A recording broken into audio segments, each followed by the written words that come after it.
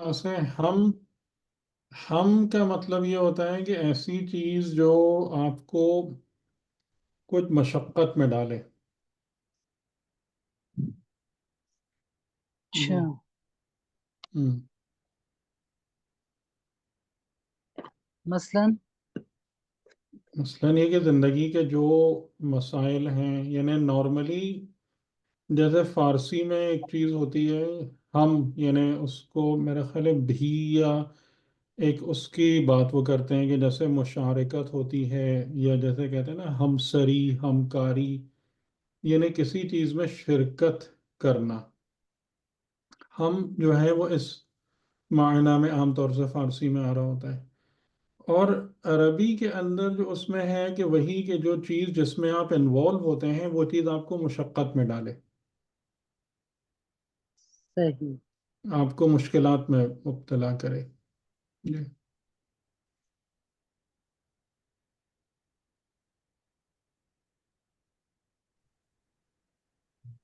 अस्सलाम वालेकुम सर। जी वालेकुम अस्सलाम। सर एक क्वेश्चन मेरा भी है। जी। जी। ये सर कुरान मजीद में जब हिदायत की है कि अल्लाह ताला ने किनको हिदायत दी तो वो मुख्तलिफ सूरतों में मुख्तलिफ आयतों में मुख्तलिफ नजर आता है। थोड़ा सा बज़ाहिर ऐसा लगता है, थोड़ा सा इख्तलाफ सा भी नजर आता है। ऑब्वियसली इख्तलाफ नहीं होगा। जैसे हुदल लिल मुत्तकीन है सूरह बकरा में शुरू में हम्म। ही। उसके अलावा हुदल हम्म। लिल मोमिनीन है बहुत सारी आयतों में, सूरह बकरा में, आराफ में, यूसुफ में, नहल में, बहुत जगह पे। हुदल लिल मोहसिनीन है लुकमान में। फिर ये है कि हुदल लिल मुस्लिमीन है, नहल में भी है। और सूरह आल इमरान में भी है कि मुस्लिमीन के लिए भी हिदायत है। फिर हुदल लिल नास है सूरह हम्म। बकरा में 185 नंबर आयत हम्म। में। हम्म। तो और फिर ये भी है कि कुरान जो है वो आल इमरान की 138 नंबर आयत है कि आम लोगों के लिए तो वाज़ेह बयान है और मुत्तकीन के लिए हिदायत है। हम्म। और एक जगह भी है कि जो 100 सूरह बकरे 185 नंबर आयत है वो रोज़ों के हवाले से जो है, तो हम्म। उसमें उसमें ये कि ये आम इंसानों के लिए हिदायत है। और मतलब इसमें मुख्तलिफ नजर आती है ना। ये आम फिर सूरह यूनस में भी है कि आम इंसान के लिए नसीहत है और मोमिनीन के लिए हिदायत है। तो सर ये ऐसा कैसा है कि मुख्तलिफ जगह पे मुख्तलिफ तरीके से इसको बयान किया गया है। इसमें बात यही है कि नंबर वन, कि जब खुदा ने इस पैगाम को नाजिल किया किताब की शक्ल में, तो तमाम इंसानियत की हिदायत के लिए उतारा। अच्छा। लेकिन उसके बाद जो बात होती है ना, कि जैसे आप एक दवा बनाते हैं और मार्केट में डालते हैं, तो आप क्या कहते हैं? ये दवा बीमार के लिए शिफा है, जो भी इस मर्ज में मुब्तला होगा उसको शिफा मिलेगी इस दवा से। लेकिन उसके बाद जो दूसरा कंसिडरेशन आता है नेक्स्ट लेवल पर, वो ये होता है कि जो कुछ है वो बेजाते ही हादी है, रहबरी करता है, हिदायत करता है। लेकिन असल में हिदायत का मुहक्किक होना, यानी हिदायत का वाक़ई होना, हिदायत का अचीव होना, ये सिर्फ हिदायत करने वाले पर या हिदायत करने वाले मीडियम पर डिपेंड नहीं करता, बल्कि इसका इन्हिसार अल्टीमेटली उस पर भी होता है कि जो हिदायत को वसूल कर रहा है, या उस पैगाम को वसूल कर रहा है, या उस दवा को खा रहा है। तो अगर कोई इंसान टर्मिनली इल है, खुदा ना खास्ता, तो आप उसे वो सारी दवा खिलाते रहें, कुछ भी नहीं होगा, उस पर कोई असर नहीं होगा, उनकी मौत वाक़ई हो जाएगी। अगर कोई इंसान मामूली सा बीमार है, बहुत जल्दी सेहतयाब हो जाएगा। अगर उसकी बीमारी थोड़ी डीप रूटेड है, उसको टाइम लगेगा। तो बिल्कुल इसी तरीके से कि ये किताब हिदायत है, लेकिन अगर आप उन आयतों के अंदर उसके अतराफ में भी देखेंगे ना, तो आपको ये चीज़ें ज़्यादा रोशन होंगी कि अगर मुस्लिमीन के लिए हिदायत की बात की है तो उसका उन्वान क्या है, उसका कॉन्टेक्स्ट क्या है। ये जैसे मुझे याद आता है खुद सूरह बकरा के इब्तिदा में, वहां पर बिल्कुल साफ साफ है कि जो वो लोग के जो इब्तदाई तकवा के बाद हिदायत लाते हैं, ईमान लाते हैं, इन्हें तकवाए फितरी को हासिल करने के बाद वो पैगम्बर अकरम पर या इस पैगाम पर ईमान लाते हैं, तो हकीकी मानों में हिदायत का फ़ायदा वो लोग उठाते हैं। اور اسی لیے ان کو آخر میں فلاح یافتہ قرار دیا گیا ہے۔ تو ہر جگہ پر یہ بھی نہیں ہوگا کہ انہیں ان کو کہا گیا ہوگا کہ فلاح یافتہ، خاص طور سے جو ہدایت کا فائدہ اٹھانے والے ہیں وہ مومنین و متقین ہیں، یہ بات بالکل واضح ہے۔ باقی لوگ اپنے اپنے ظرف کے مطابق ہدایت لیتے ہیں۔ تو یہ پیغام ہے کہ یہ پیغام نازل کرنے والے کی طرف سے عمومی ہے، سب کے لیے، کسی کے لیے کوئی رکاوٹ نہیں ہے۔ پہنچانے والے نے پوری دیانتداری کے ساتھ اس کو پہنچا دیا، انسانوں کے ہاتھ میں دے دیا، لیکن انسانوں کے نفوس کی جیسی حالت ہوگی اس کے مطابق یہ کتاب ان کی ہدایت کا وسیلہ بنے گی۔ اور جو چیز بالکل واضح کر دی گئی کہ اگر تم تقوی اور ایمان کے مرحلے پر ہو تو ڈیفینیٹلی اس کتاب کے ذریعے سے فلاح یافتہ ہو جاؤ گے۔ ٹھیک ہے، ٹھیک ہے۔ السلام علیکم سر، ایک سوال میرا بھی تھا جی کہ جی۔ یرید اللہ اور یشاء اللہ، ان میں کیا فرق ہے سر؟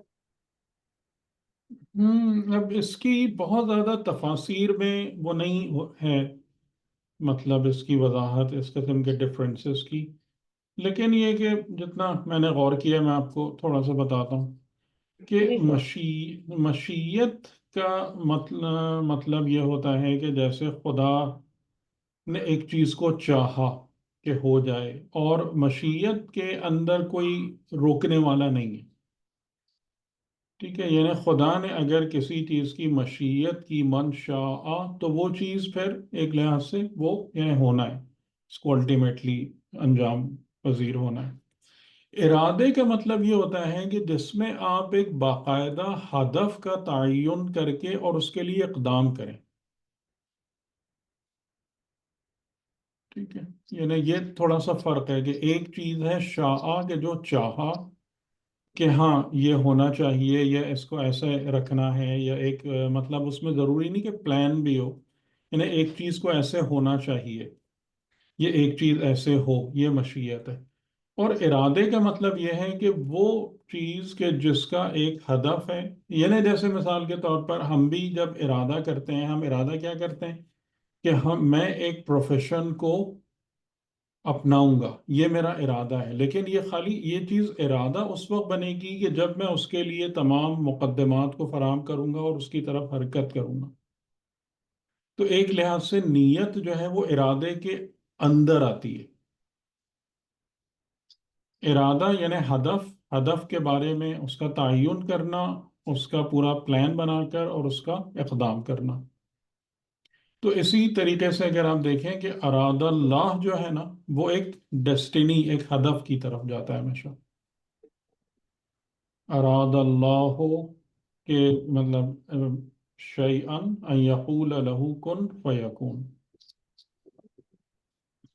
سر ایگزیکٹلی اسی حوالے سے تھوڑا سا پوچھنا چاہ رہی تھی کہ جیسے اللہ کا ہر کام جو ہے وہ مطلب اس کو کن کی بھی محتاجی نہیں، اتنی بھی محتاجی نہیں کہ کن کا لفظ بھی غالباً ہمیں نہیں، سمجھانے کے لیے۔ جب وہ چیز ایگزیکیوٹ ہو رہی ہے نا، تو کلمہ کن اس کو جاری کرنے کا سبب بنتا ہے، یا اس کو وجود میں لانے کا سبب بنتا ہے، یا کہہ لیں اس ارادے کے محقق ہونے کا سبب بنتا ہے۔ کلمہ بذات خود ارادہ ہی ہوتا ہے، لیکن ارادے کی مزید سٹل فارم ہوتی ہے۔ یعنی جیسے آپ اگر خود اپنے اندر نوٹ کریں تو آپ کو شاید اس بات کو پک بھی نہیں کر پائیں کہ آپ نے کسی چیز کا ارادہ کب کیا ہے، کتنی ڈیپتھ میں وہ آپ کا جو ارادہ ہے کسی چیز کے بارے میں، وہ آپ کے وجود کی کس گہرائی میں پایا جاتا ہے، اس کا پتہ چلانا بھی بہت مشکل ہو۔ یعنی انسان اپنے وجود کی گہرائی میں پہلے ایک چیز کے بارے میں یعنی ارادہ کرتا ہے، وہ تقریباً لفظ نہیں ہوتے، ٹھیک ہے؟ وہ لفظ نہیں ہوتے، جی، اسی کو صحیح۔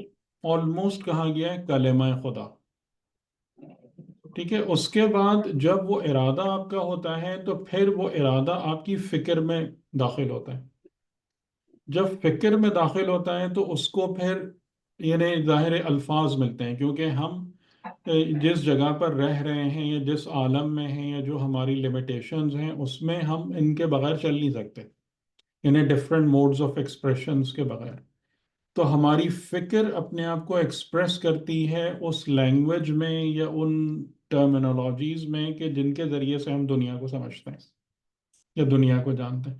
تو اس طریقے سے درجہ بدرجہ کر کے وہ چیز آتی ہے، پھر آپ کے عمل میں آتی ہے، پھر آپ اس کے لیے اقدام کرتے ہیں، اور پھر وہ چیز عالم خارج میں اپنا ایک وجود لینا شروع ہو جاتی ہے. تو وہ جو ہمارے اندر جو بالکل ڈیپ ڈاؤن جو ہمارا ارادہ ہوتا ہے، ہمارا انٹینٹ ہوتا ہے، کہ جو اس کے لیے تقریباً کوئی لفظ نہیں ہوتے، تو وہ کلمہ خدا ہے یا ارادہ الہی ہے، یا یعنی اس سے قریب قریب مشیت خداوندی ہے. مشیت اس کو کہیں، پھر ارادہ یعنی کہ جب آپ آگے چلتے ہیں اور اس کو ایگزیکیوٹ کرنے کے لیے والے مرحلے میں آ جاتے ہیں، تو وہاں پر کلمہ کن جاری ہوتا ہے. اور کلمہ کن جو ہے پھر وہ اس کے سارے ان مقدمات کو کریٹ کر دیتا ہے جس کی وجہ سے وہ عالم خلق میں وہ چیز اپنے وجود کو حاصل کرے. کیونکہ عالم خلق میں تدریج ہے، سٹیجز ہیں، مراحل ہیں، تو ان سب کا ہونا بھی ضروری ہوتا ہے. یعنی جیسے حضرت موسیٰ کے لیے خدا نے شروع سے ہی کہہ دیا تھا جاعلوہ من المرسلین، لیکن اس کے لیے کتنے اسٹیپس آئے بیچ میں، آپ نے دیکھا کتنے مراحل سے گزر کر حضرت موسیٰ جو ہیں وہ مرسلین والے، یعنی کہ مرسلین کے اس رتبے پر کب پہنچے جب طور پر ان سے خطاب ہوا ہے. تو سر جو آیت تطہیر ہے اس میں جو ہم، ہے کہ یرید اللہ لیہذب، تو ہم۔ اس میں بھی سٹیجز ہیں. لیکن یہ اسٹیجز کہاں پر ایگزیکیوٹ ہوں گی یہ ہم ایگزیکٹلی نہیں جانتے. اسٹیجز تو دیکھیں ایک لحاظ سے نظر آتی ہیں، تمام معصومین کی زندگی میں مراحل تو ہیں، ورنہ ان کی لائف تو بالکل ہی ایک سمجھ لیں ایک اسٹریٹ لائن کی طرح ہو. لیکن کسی بھی معصوم کی زندگی ایسے نہیں ہوتی، ظاہراً مراحل تو ہیں. لیکن سر ارادہ تو وہ رجز دور کرنے کے لیے ہے نا، ان کی جو ہم لائف ہے یا پیٹرن ہے اس کے اسٹیجز کے حوالے سے ہے، یا رجز کی دوری کے حوالے سے ہے ارادہ. رزق کی دوری کے حوالے سے ارادہ ہے خدا کا، لیکن جی یہ کہ وہ تمام کی تمام چیزیں جب ہوں گی، جب اپنے کو ظاہر کریں گی تو کہاں ظاہر کریں گی؟ عالم سارے جو ٹھیک ہے، عالم خارج میں یا عالم تفصیل میں، جہاں پر تفصیلات ہیں، جہاں پر ایکسپریشنز ہیں. جی ٹھیک ہے، ٹھیک ہے، وہ آپ کی بات صحیح ہے. وہ آپ کی بات صحیح ہے کہ ارادہ جو خدا کا ہے وہ اس طریقے سے نہیں ہے کہ معصوم جو ہے وہ اس دنیا میں رٹس کے ساتھ آتا ہے اور پھر اس کے بعد وہ رٹس اس سے رفتہ رفتہ دور ہوتی ہے. یہ بات صحیح ہے، ایسا نہیں ہوتا. جی لیکن ایک تھوڑا سا ارتقاء مشکل ہو جو ہے رہا نا، ایک ارتقاء اور بلندی، ہے. جی اس میں ایک ایوولوشنری پروسیس ہے. یعنی ہم لوگ اب مانے نہ مانے، کیونکہ یہ باتیں عقیدت پہ زیادہ چلی جاتی ہیں تو میں اس پہ بحث نہیں کرتا، لیکن انبیاء کی زندگی جیسے قرآن کریم نے بیان کی ہے اس میں تو واضح طور سے ہے ایک ایوولوشن، ایک ارتقائی فیزز. عمل. جی جی جی. فیزز. ٹھیک ہے. صحیح. سر اسی حوالے سے تھوڑا کیا سا اللہ مشکل کا ہے، تھوڑا سا جی. مشکل ہے، انشاءاللہ 2-3 بار سننے سے اور کلیئر ہو جائے گی بات انشاءاللہ.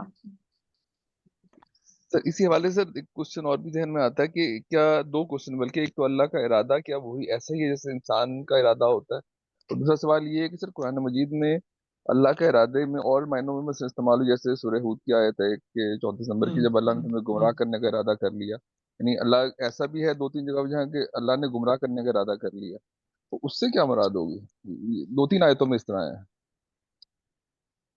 دیکھیں اس میں بات یہی ہوتی ہے کہ بنیادی طور سے جو ہے نا، یعنی کہ جب ہم عالم خلق میں دیکھ رہے ہوتے ہیں تو یہاں پر خدا کا ارادہ یا خدا کی مشیت جو ہے وہ یہاں کے معاملات سے ریلیٹڈ ہے. صحیح؟ یعنی اگر خدا کوئی کام کرنا چاہتا ہے، جیسے خدا حضرت موسیٰ کو مرسلین کے درجے تک پہنچانا چاہتا ہے، تو وہ خود اپنے بنائے ہوئے نظام کو توڑ کر یا اس کو ڈی گریڈ کر کے یہ کام نہیں کرتا. انہیں کہ جو ہماری دلی خواہش ہوتی ہے کہ सब چیزیں ہماری مرضی کے مطابق ہوں اور اس کے لیے خود خدا اپنے ہی بنائے ہوئے نظام کو تہس نہس کر دے، ٹھیک ہے، تاکہ اس کی پابندی ہمیں نہ کرنی پڑے، وہ سب جو ہے نا بائی پاس ہو جائے اور ہم وہ چھلانگ مار کے اور پہنچ جائیں جنت تک۔ لیکن ایسا لیکن سر ایسا نہیں ہوتا، سر ایسا لیکن نہیں ہوتا۔ ایکسیپشنز بھی تو ہے نا سر، جیسے نہیں نہیں اللہ کی حجت کے بارے میں جیسے عیسیٰ کی پیدائش ہے، یہ ایکسیپشن ہے۔ نہیں نہیں، وہ ایک دوسری بات ہے، لیکن حضرت عیسیٰ کی پیدائش کے بعد کیا ہوا؟ حضرت عیسیٰ کو وہ تکلیفی زندگی نہیں گزارنی پڑی؟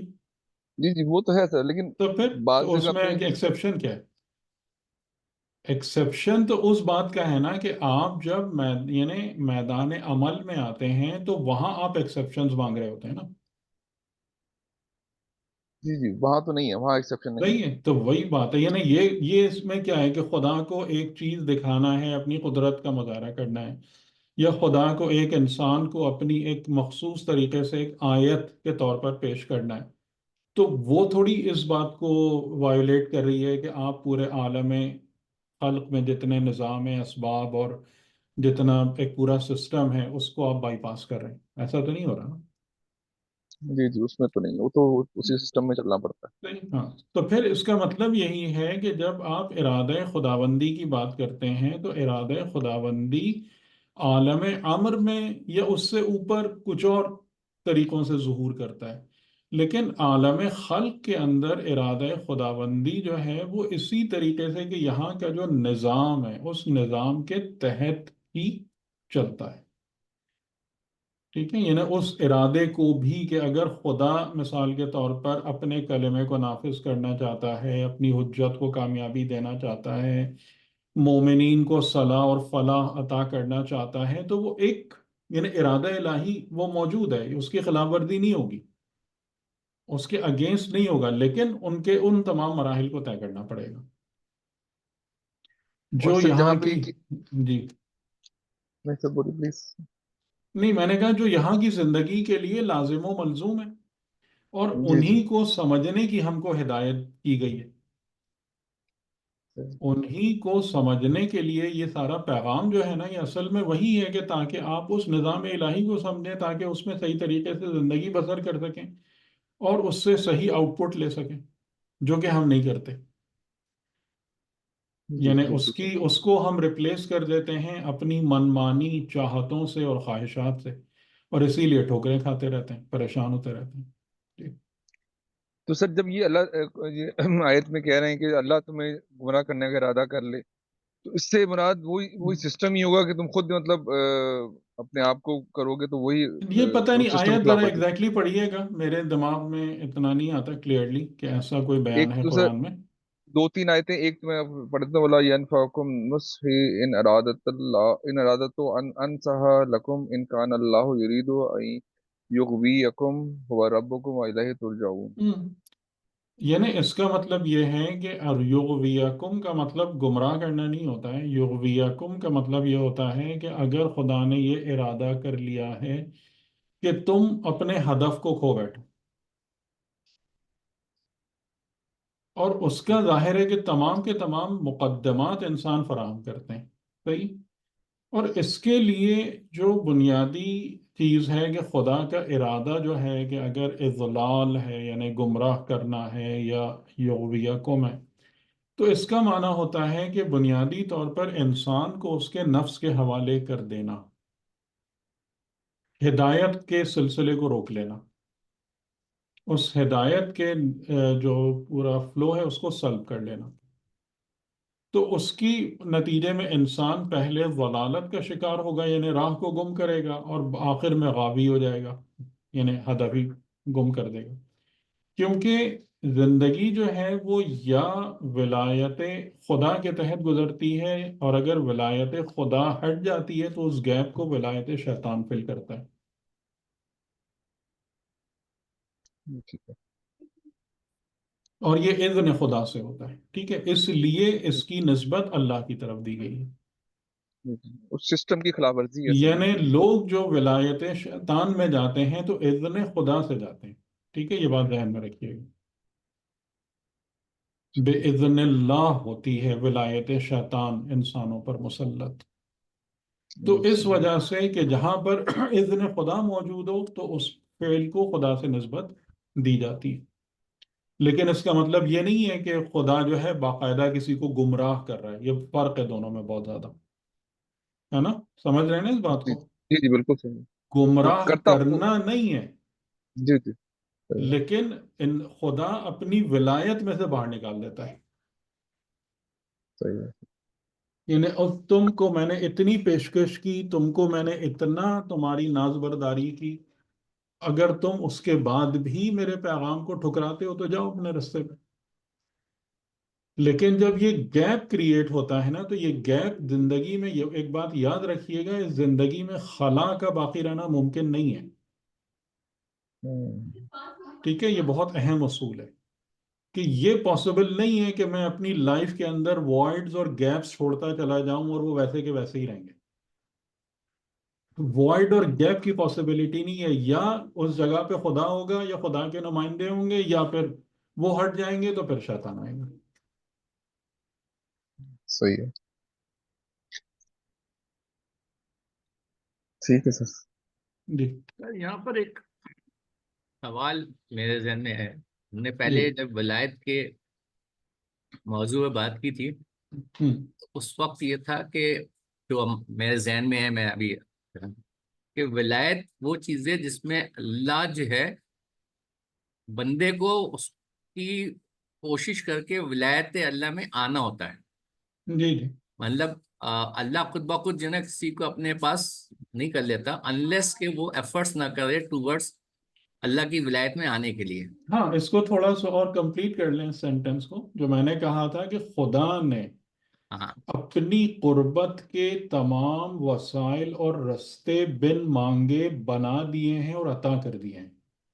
اس اچھا. کو بھی ہاں ایڈ کیجیے آپ، اس ٹھیک ہے. کو بھی ہاں ایڈ صحیح. کیجیے. ہاں صحیح ہے. ٹھیک ہے، صحیح ہے. یعنی ہاں. ہمارے بن مانگے، بن ہاں. مانگے بلکہ بغیر سمجھے ہمیں سمع، بصر، فؤاد دیا. ٹھیک ہے، ہاں. فطرت اور عقل دی، عقل دی. یعنی جو نیچرل اور تکوینی وسائل ہیں.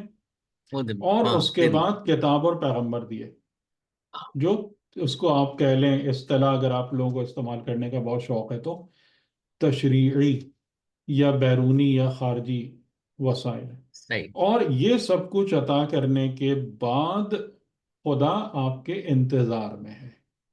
ہاں. اب بندے کو سفر کرنا ہے جی جی بس، جی. جو کہ تب ولایت حاصل ہاں. ہوگی. ٹھیک اچھا، ٹھیک. یہ ولایت جو ہے نا وہ جو سفر مسیر ہے جس پہ کہتے ہیں ہم، آپ نے کہا تھا مسیر مطلب جو ہاں، خدا کی ٹرانسفارمیشن. طرف جانے کا سفر ٹرانسفارمیشن کے تھرو ہوتا ہے، ٹرانسفارمیشن. نہ کہ ایک پوائنٹ سے دوسرے پوائنٹ جی تک ایک جانا. پوائنٹ ہے جی یہ ٹرانسفارمیشن ہے. جی جی. اس کے اندر جو ہے وہ جو اگر بندہ مطلب جی. جیسے یہ ہے کہ اگر بندہ اس طرف نہیں جا رہا ہوں. تو اللہ جو ہے وہ جو ہدایت ہے ہوں. اس کو سلب کر دیتا ہے یا حبت کر دیتا ہے. مطلب ایک وہ یہ نا کہ موجود تو ہفت ہوتی ہے لیکن اس ہفت کے کے ساتھ جی، حبت کر دیتا اعمال ہفت ہو جاتے ہیں. جی ہے. ہاں نماز جو ہے حبت ہو جاتا ہے. تو جی. اس کا مطلب یہ ہے کہ وہ جیسی ولایت الہی سے نکلتا ہے تو شیطان خود بخود اس کے پیچھے آ جاتا ہے. بالکل بالکل بالکل. ٹھیک ہے. تو یعنی جو گیپ کریٹ ہوتا ہے ہاں اس جیسی گیپ کو گیپ کیا شیطان فل کرتا ہے. جی آ جاتا ہے. اچھا، لیکن بعض جیسے ہم نے شیطان کے حساب سے یہ بھی پڑھا تھا کہ شیطان ہر جگہ داخل ہو جاتا ہے، ایون انبیاء کی جو دعائیں ہیں تبلیغ کے اندر بھی شامل ہونے کی انبیاء کوشش. کی امنیت میں، ہاں، ہاں جو اس کے قرآن نے اندر بھی. ورڈ استعمال ہاں کیا ہے، جی. ہاں، نفوذ اس میں بھی کرتا ہے. داخل ہونے کی جی کوشش کرتا ہے. جی جی. تو وہ جو شیطان تو اپنی پوری کوشش کر رہا ہوتا ہے، یہ جو مطلب پروٹیکشن کی لیئر ہے اللہ کی، ہوں. تو وہ جی. ختم ہو جاتی ہے تو پھر اس کا مطلب شیطان فری ہو جاتا ہے، انسان شیطان کے تیروں کی زد پر ہوتا ہے. آ جاتا جی ہے. جی. ٹھیک. ٹھیک ہے. ٹھیک ہے. صحیح ہے. مطلب اس میں یہ ولایت کے سلسلے میں بس ذہن میں یہ چیز تھی.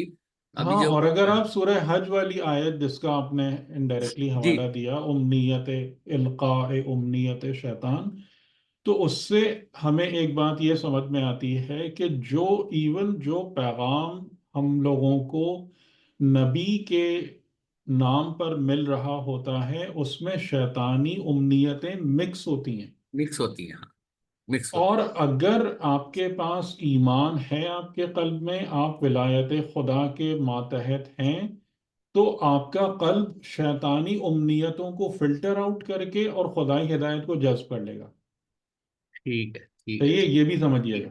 ہاں یہ امپورٹنٹ ہے. یعنی کہ ہمیں جو مل رہا ہے نا، پیور نہیں مل رہا. وہ آیت ہاں ہم کو بتا رہی ہے کہ پیور نہیں مل رہا. صحیح. صحیح ہے، اس میں ہے ایک ڈگری آف پولوشن. ٹھیک ہے ٹھیک. لیکن وہ کس لیے رکھی گئی ہے؟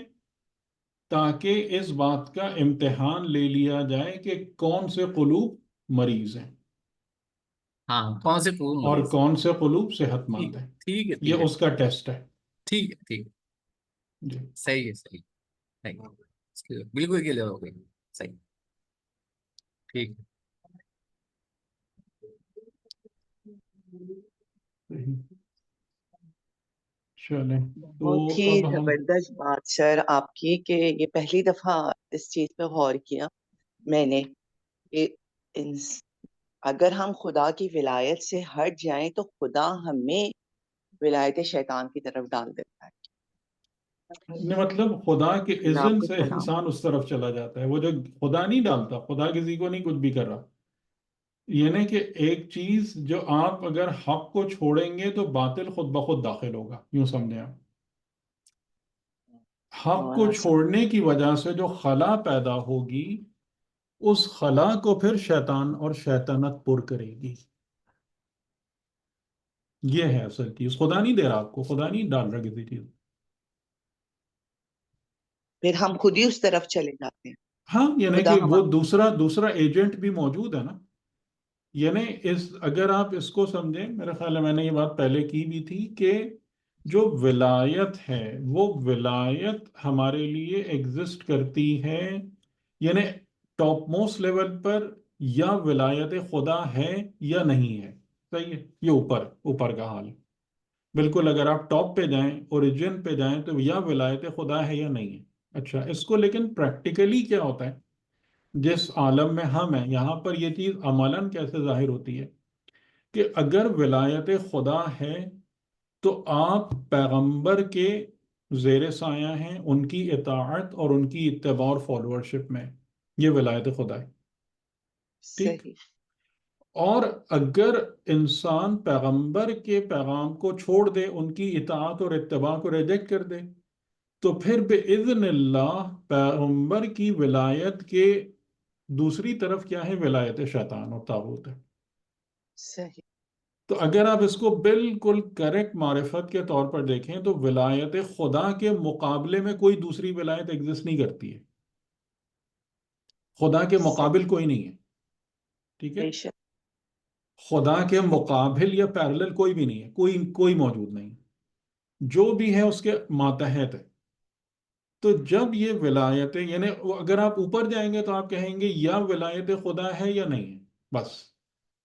نہ کہ کوئی دوسری ولایت اس کے علاوہ ایگزسٹ کرتی ہے یا اس کے صحیح. برابر موجود ہے. یہ بات سمجھ رہے ہیں؟ یہ میں آپ لوگوں کی معرفت کو درست کرنے کے لیے یہ نقطہ برس کر رہا ہوں کہ اس بات کو اچھے طریقے سے ہمیشہ ذہن میں رکھیں کہ خدا کے مقابلے میں کوئی چیز نہیں ہوتی ہے، نہ بے شک. خدا کی معیت میں کوئی چیز ہوتی ہے. ٹھیک ہے. خدا کسی کی معیت میں آ سکتا ہے، خدا کی معیت میں کوئی نہیں جا سکتا. ٹھیک ہے، سمجھتے ہیں یہ بات؟ یہ مشکل لگ رہی ہے بہت. نہیں نہیں سر. بہت. صحیح. اور اسی طریقے سے ولایت خدا کے ساتھ کوئی دوسری ولایت ایگزسٹ نہیں کرتی ہے کہ جو اس کی جگہ لے. ایکچولی کیا ہوتا ہے کہ ولایت خدا کا مظہر اور جلوہ ولایت نمائندہ خدا ہے، ولایت حجت خدا ہے، جس کو ہمیں لینا ہوتا ہے اطاعت اور اتباع کے طور پر. ٹھیک. اور اگر لوگ اس اطاعت اور اتباع کو ریجیکٹ کر دیتے ہیں، پیغمبر کو ریجیکٹ کر دیتے ہیں، اور ظاہر ہے پیغمبر کے ساتھ کتاب بھی گئی، کیونکہ کتاب پیغمبر سے الگ تو نہیں ہے، کتاب تو پیغمبر کے وسیلے سے ہی آ رہی ہے. تو اس پورے سسٹم کو جو ریجیکٹ کر دیتا ہے تو اس کی وجہ سے جو گیپ کریٹ ہوتا ہے، اس میں ولایت پیغمبر کے دوسری طرف ان کنٹراسٹ ولایت شیطان موجود ہے. आई बात समझ में? बिल्कुल सर, बिल्कुल। तो वो फिर सुभान उस जगह पर वो चीज घुस जाती है। न कि हकीकतन जब मैंने ये बात कही तो मेरा ये मतलब हरगिज नहीं है कि विलायत शैतान नौजुबिल्ला विलायत खुदा के उसमें, विलायत खुदा के उसमें कुछ भी नहीं वो होता है। यानी बेशक। इसको दूसरे तरीके से जो उलमा एक बात बयान करते हैं कि जो इन्ना लिल्लाह व इन्ना इलैहि राजिऊन है, कि हम उसकी तरफ रजत कर रहे हैं, पलट रहे हैं, ये एप्लीकेबल टू एवरीवन है। अगर आप गौर करेंगे इसमें कोई इस्तिस्ना नहीं है कि मतलब कोई खाली मुसलमान खुदा की तरफ रुजू कर रहे हैं और काफिर नहीं कर रहे, वो नहीं पलट रहे। तो उसको वो ये बात कहते हैं कि मुख्तलिफ लोग अपने अपनी विलायतों या अपने अपने आमाल और किरदार की बिना पर मुख्तलिफ अस्मा की तरफ पलटते हैं। यानी जो इताअत विलायत खुदा करता है वो अस्माए रहमान और रहीम और उनकी तरफ पलट रहा है, वो उनसे उन अस्मा की जलवों से जाके मुलाकात करेगा। और जो उस वलायत को रिजेक्ट कर रहा है वो भी पलट खुदा की तरफ ही रहा है, लेकिन वो इसमें काहिर या मुंतकिम या इज़लाल या उनकी तरफ पलट रहा है। सर, तो विलायत खुदा से बाहर कोई भी नहीं है। बेशक। यानी इवन जो उसको रिजेक्ट करता है वो भी विलायत खुदा से बाहर नहीं है, लेकिन वो खुदा के उन अस्मा की तरफ लौट रहा है कि जो उसके लिए खैर व बरकत के बायस नहीं बनेंगे। यानी जैसे बुजुर्गान एक जुमला और भी कहते हैं कि शैतान इसमें मुज़िल का मजहर है और पैगंबर इसमें हादी का जलवा है। सुभान अल्लाह। ठीक, सब लौट सब उसी विलायत की, एक ही विलायत की तरफ रहे। तौहीद हर जगह पर कायम है। ठीक है, कोई चीज बेशक। तौहीद को शिरक में नहीं बदलती।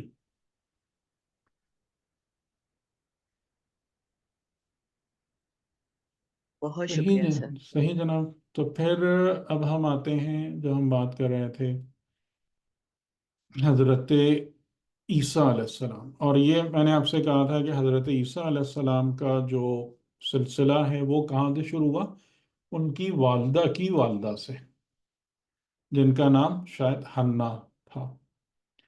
तो उन्होंने नज़र किया विलादत से पहले जिस बच्चे को वो एक्सपेक्ट कर रही थी खुदा की खिदमत के लिए, और उससे उनका मतलब यह नीयत और इरादा यही था कि वो बच्चा जो है वो बैतुल मक़दिस में वहाँ का मुजाविर या खिदमतगार बनेगा और उधर रहेगा। ठीक, लेकिन उनको जो चीज़ जिसको एक लिहाज से शॉकिंग लगी, यानी जो औलिया इलाही होते हैं वो इस तरीके से नहीं होता है कि खुदा के मुकाबले में या खुदा की चीज़ें अगर उनकी एक्सपेक्टेशन के बरखिलाफ हो जाएं तो वो हमारे तरीके से अजीब सी हालत में आ जाए। लेकिन ये कि उनको एक बात ज़ाहिरन या समझ में नहीं आई, या उनको थोड़ा सा वो लगा कि ये फिर अ, खुदा जो है उसने ये, अब मेरी मन्नत का क्या होगा और ये किस तरीके से होगा। तो उन्होंने ये कहा कि मेरे रब, मैंने जिसको पैदा किया वो उनसा है, उनसा बेटी यानी मुअन्नस, जो हम भी फीमेल, कि मेल के बजाय फीमेल को मैंने जन्म दिया। तो वल्लाहु अअलमु बिमा वज़अत, और बेशक अल्लाह इस बात का बहुत ज़्यादा, सबसे ज़्यादा इल्म रखता है कि उसने क्या पैदा किया या किसको जन्म दिया। वलैस ज़करु कल उन्सा। अब ये जुमला जो है ना, ये काफ़ी एक थोड़ा सा अजीब सा जुमला है। वलैस ज़करु कल उन्सा, और हरगिज मुज़क्कर नहीं होता जैसा कि मुअन्नस है। क्या क्या मतलब हुआ इस बात का?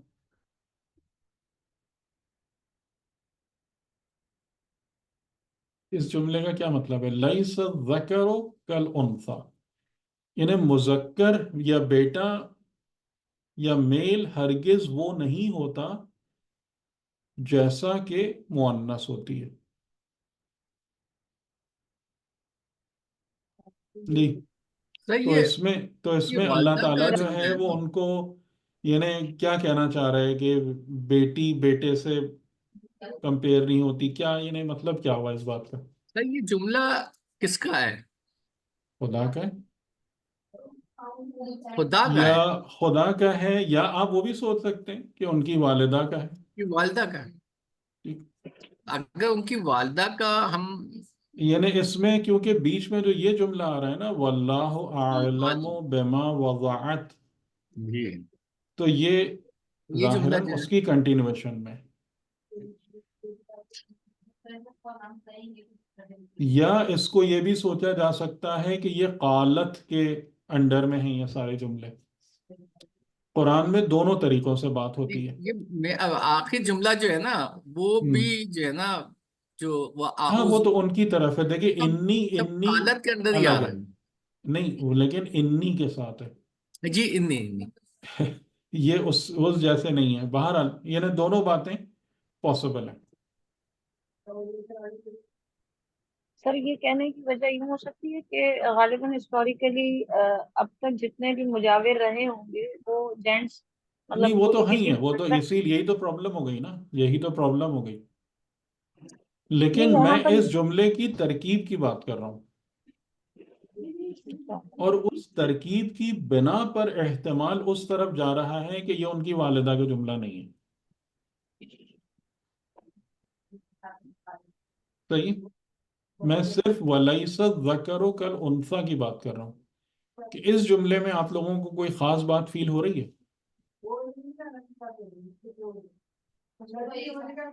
जी। सर हजरत मरियम का जुमला लग रहा है, मतलब। नहीं, हजरत मरियम का तो बिल्कुल ही जुमला नहीं है। लेकिन अभी आप बाकी सारे कॉन्टेक्स्ट हटा दें, सिर्फ इस तीन लफ्जों पे गौर करें, इसका क्या मतलब है?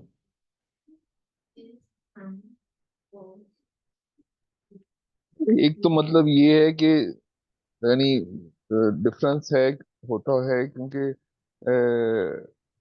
जो है नबी सिर्फ अल्लाह ने मर्दों में से चुने। एक तो ये हाँ, एक नबी की एक तो इसका बात नहीं है, नबी की तो बात नहीं है, जाहिर है ये तो एक उनकी ये भी हो मन्नत का सक मसला था जी।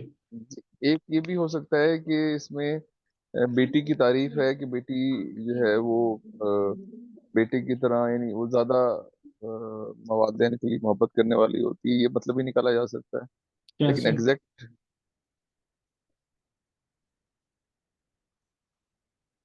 मतलब ये ये ऐसे मतलब कैसे निकल सकता है?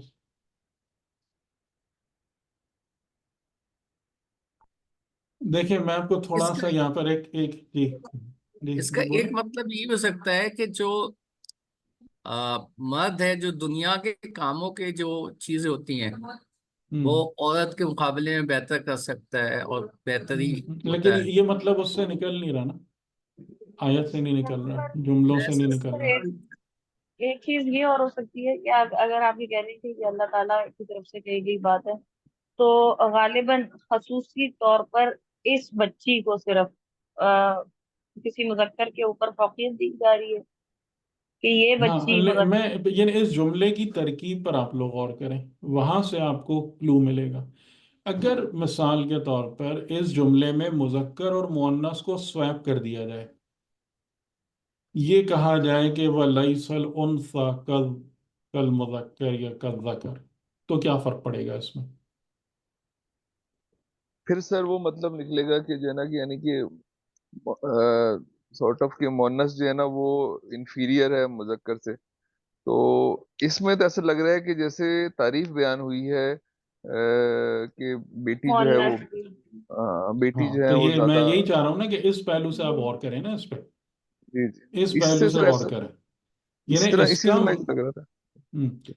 तो सर यानी मतलब ये इस खुसूसन इस बच्ची की बात हो गई ना कि ये लड़की नहीं, ज्यादा इस बच्चे अफजल की है। बात नहीं हुई, इस बच्चे की खास तौर से जरूरी नहीं है खास कि तौर बात पर हो। ये यहाँ अलिफ पर लाम बात यह हो रही है कि खुदा जो है, जो इरादा रखता है, खुदा ने तुम्हारी नजर को या तुम्हारी पेशकश को कबूल कर लिया, ठीक।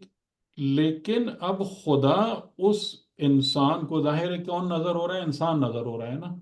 नजर तो लका, मैं तेरे लिए नजर कर रही हूँ।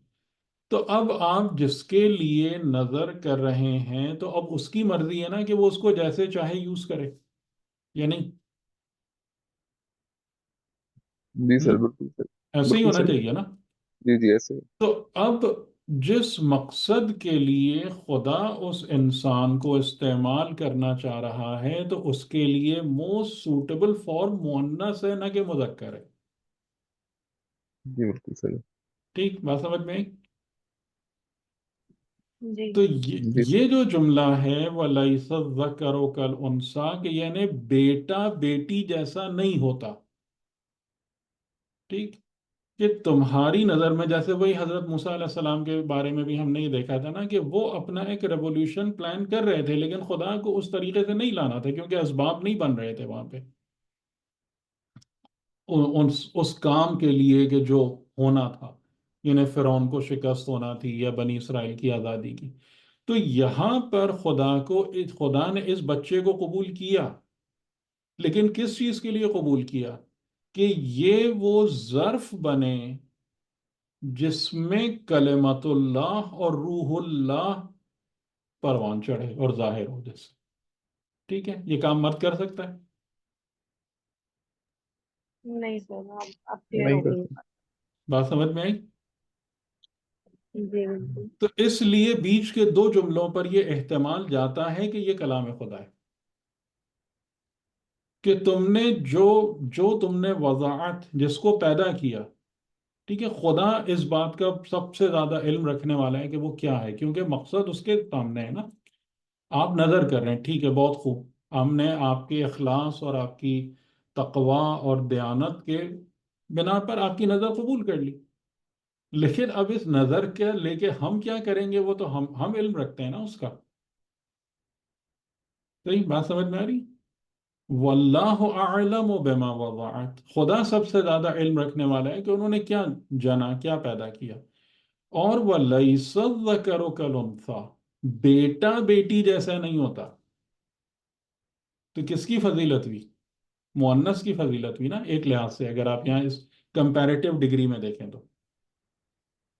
یعنی لیکن مجھے جس جی جی سر جی اس بولیں. خاص کیس میں صرف ہے یہی کہ اس بات ہے نا، خاص کیس میں ہاں یہی اس بات ہے نا، یعنی خاص بھی ہے عام بھی ہے. عام کہ بھی. اگر مثال کے طور پر آپ چاہتے ہیں، اب یہ چیز ہم پر بھی اپلائی ہوتی ہے نا، کہ اگر آپ چاہتے ہیں کہ اعلیٰ معیار کے انسان اور پاکیزہ نسلیں پیدا ہوں، آپ بیٹی سے شروع کریں گے یا بیٹے سے شروع کریں گے؟ بیٹی بیٹی سے. سے. جی ماں کا. جی جی. تو یہ چیز ایسا نہیں ہے کہ یہ عمومی نہیں ہے، خصوصی بھی ہے اور عمومی بھی، اور یہ اعجاز کلام خدا ہے کہ وہ، یعنی باتیں ساری ہم کو بتائی گئی ہیں واقعات کے کانٹیکسٹ میں، لیکن وہ through out human life applicable ہوتی ہیں. بات سمجھ میں آ رہی؟ کہ وہ لیست ذکر و کلنفا، کہ خدا کو جو چیز اپنے کلمے اور اپنے روح کو ظاہر کرنا ہے دنیا کی زندگی میں، تو وہ بیٹے سے نہیں یہ مقصد پورا ہو سکتا. اس کے لیے پاکیزہ ظرف چاہیے. اب یہ پاکیزہ ظرف والی شرط کیا ہے؟ یہ کہاں سے آ رہی ہے؟ اب ہم کہیں کہ بھائی خدا تو خدا ہے، ایسے ہی پیدا کر دیتا. باپ نہیں تھے تو ماں کے بغیر بھی پیدا کر دیتا. یہ مطالبہ بھی تو ہو سکتا ہے نا. ٹھیک، لیکن وہ چیز نہیں ہے، یعنی کہ اس ظرف کی موجودگی ضروری ہے. یعنی جیسے کہ وہ جملہ جو ہمارے سامنے بھی آتا ہے تاریخ میں، کہ جو امام علی علیہ السلام نے جب کہا کہ میں چاہتا ہوں کہ ایک شجاع فرزند کی ولادت ہو، تو آپ نے یہ نہیں کہا کہ میں جو ہوں شجاع ترین فرد ہوں اپنے زمانے میں، یا وہ تو بس ٹھیک ہے کچھ نہیں، کسی سے بھی شادی کر لوں. انہوں نے کیا کہا تھا عقیل سے؟ کہ ایک شجاع قبیلے کی عورت کا رشتہ تلاش کرو. صحیح. تو یہ وہی بات ہے کہ اس ارادہ الہی کو محقق ہونے کے لیے عالم خلق میں پراپر اسباب کی فراہمی ضروری ہوتی ہے. ٹھیک ہے نا، یہ نہیں کہ میں خدا ہوں ٹھیک ہے پیدا کر دوں جیسا چاہے، یا یہ کہ میں امام ہوں جو چاہے کر لوں، ایسا نہیں ہے. دیکھیے ان کے اوپر بھی ان قوانین کا اطلاق ہوتا ہے اور لاگو ہوتے ہیں جو باقی سب انسانوں پر اپلیکیبل ہے. یہ اصول سمجھ میں آ گیا؟ جی جی صحیح اس پہ کسی کو کوئی اختلاف تو نہیں؟ آگے سمجھ آ گیا. ٹھیک، تو لیس الذکر کل انثی، یعنی اس کا مطلب کیا ہے کہ ہر کثیرہ بہر کار ساختن، ہر ایک کا کہ اپنا مقصد خلقت ہے، جو ایک انگوٹھی میں لگے ہوئے نگینے کی مانند ہوتا ہے اور کوئی کسی دوسرے کو ریپلیس نہیں کر سکتا. ٹھیک ہے، یہ بات سمجھ میں آ رہی ہے کہ مذکر مؤنث کے کو ریپلیس نہیں کر سکتا. اب جہاں پر ایک مؤنث چاہیے جس چیز کے لیے خاتون چاہیے، تو اب یہاں پر آپ دیکھیں کہ انسانیت میں سب سے بڑا جو انفیوژن ہے شیطان کا، وہ کیا ہے؟ وہ یہ نہیں ہے کہ عورت کو یہ بات سکھا دے کہ تم مرد کے طریقے سے رہو یا مرد بن جاؤ، اور مرد کو یہ بات سکھا دے کہ تم عورت بن جاؤ، جبکہ قانون خدا کیا کہہ رہا ہے کہ یہ پاسبل نہیں ہے. ٹھیک ہے، سمجھ میں آ رہی ہے بات؟ تو اب اس قسم کی جو کوششیں ہوں گی کہ خاتون مرد بننے کی کوشش کرے گی اور مرد خاتون بننے کی ایفرٹ میں لگ جائے گا، تو کیا ہوگا اس کا نتیجہ؟ تباہی ہوگی یا نہیں ہوگی معاشرے میں؟ تو آپ دیکھیں کہ قرآن کریم ہر جگہ پر آپ کو جو ہے نا وہ فاؤنڈیشنل پرنسپلز آپ کو دے رہا ہوتا ہے، ان کو آپ سمجھ لیجئے تو زندگی انشاءاللہ دنیا اور آخرت دونوں پربرکت ہیں. تو یہ بات میں بہت زور دے کے کہتا ہوں کہ ایسا خدا نے کوئی نظام نہیں رکھا ہے جو ہم کو بتایا جاتا ہے کہ ہم دنیا میں مظلومیت کے لیے اور مار کھانے کے لیے پیدا ہوئے. ایسا کوئی سسٹم ایگزسٹ نہیں کرتا ہے. جہاں جہاں بھی یہ سب مصیبتیں آتی ہیں نا، وہ فمن نفسک وما اصابک من سیئۃ فمن نفسک، جو برائی میں سے جو مصیبت تمہارے اوپر پڑتی ہے وہ تیرے نفس کی وجہ سے ہے. ٹھیک، بہرحال تو یہ ایک اصول ہم کو سمجھ میں آیا کہ یہاں پر مذکر کی نہیں مؤنث کی ضرورت تھی ارادہ خدا کو پورا کرنے کے لیے. وہ انی، یہ ڈیفینیٹلی انہی کا جملہ ہے، ان کی والدہ کا. وہ انی سمیتہا مریم، اور میں نے اس کا اسم، اس کا نام رکھا مریم.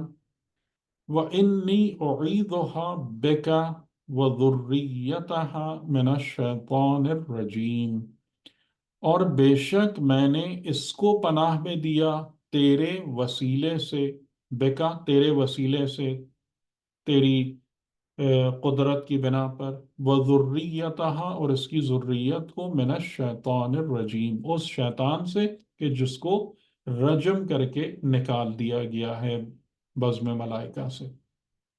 اس جملے میں مین پوائنٹ پک کریں، وَإِنِّي أُعِيذُهَا بِكَ وَذُرِّيَّتَهَا مِنَ الشَّيْطَانِ الرَّجِيمِ. سر جب مجاورت میں دے دیا بچی کو، تو پھر مطلب مجاورت میں تو پھر ضروریت یعنی والا نظر سلسلہ نظر نظر نظر نظر کر دیا خدا کے لیے. جی ہاں صحیح. تو جی. نظر کیا ہوا بچہ پھر مطلب سر اس سلسلے میں آگے بڑھ سکتا ہے؟ کس سلسلے میں؟ مطلب ایک ازدواجی زندگی، یہ جہاں جو یہاں پر ان کی ضروریت کے حوالے سے بھی بات ہو رہی ہے. یعنی اس جملے میں کیا خاص بات ہے آپ کو لگ رہی ہے؟ انی اعیذها بک وذریتها من الشیطان الرجیم. ذریت، جی یہاں ذریت کے اوپر اچھا، اس میں کیا خاص پہلو ہے؟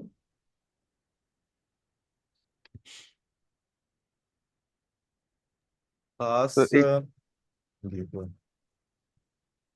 جی جی حضرت بولے میں جی بولے بولے عامر بھائی. شیطان کے بارے میں کہاں کہہ رہی ہیں وہ؟ اس میں ایک چیز جو سمجھ آتی ہے، وہ جس طرح یہ کانسیپٹ ہے عیسائیوں کا کہ ننس کا کانسیپٹ ہے کہ ان کی شادی نہیں ہو سکتی، تو وہ والا کانسیپٹ ایک تو ہو رہا ہے کہ یہاں پہ ان کی ضروریت ہوگی. دوسری بات یہ ہے کہ خالی ان کو ہی نہیں بلکہ ان کی اولاد کے بارے میں بھی ہے کہ دعا دی ہے کہ وہ بھی جو ہے نا اس سے شیطان کے رجم سے دور رہیں. جی یہاں پر دو باتیں ہمیں خاص طور سے سمجھ میں آ رہی ہیں. جیسے پہلا انہوں نے نسلوں محترمہ کو نے پوائنٹ آؤٹ کرایا کہ سر یعنی نسلوں کو آلریڈی شیطان سے محفوظ رکھنے کے کہ لیے کچھ اور آلریڈی آلریڈی خدا کی بارگاہ میں نظر ہو چکی ہے، اور خدا نے ظاہر ہے کہ اس کو ریجیکٹ نہیں کیا ہے، لیکن اسٹل جب انسان، یعنی ایون انسان اگر ولی بھی ہے، اگر انسان خدا کا ایک لحاظ سے منتخب یا مصطفیٰ بندہ بھی ہے، تو انٹل اینڈ انلیس کہ وہ درجہ عصمت پر نہ آئے، اور درجہ عصمت انبیاء کی عصمت کے بارے میں آپ کو اندازہ ہے کہ وہ عصمت کیسی ہوتی ہے، وہ کیا عصمت ہے؟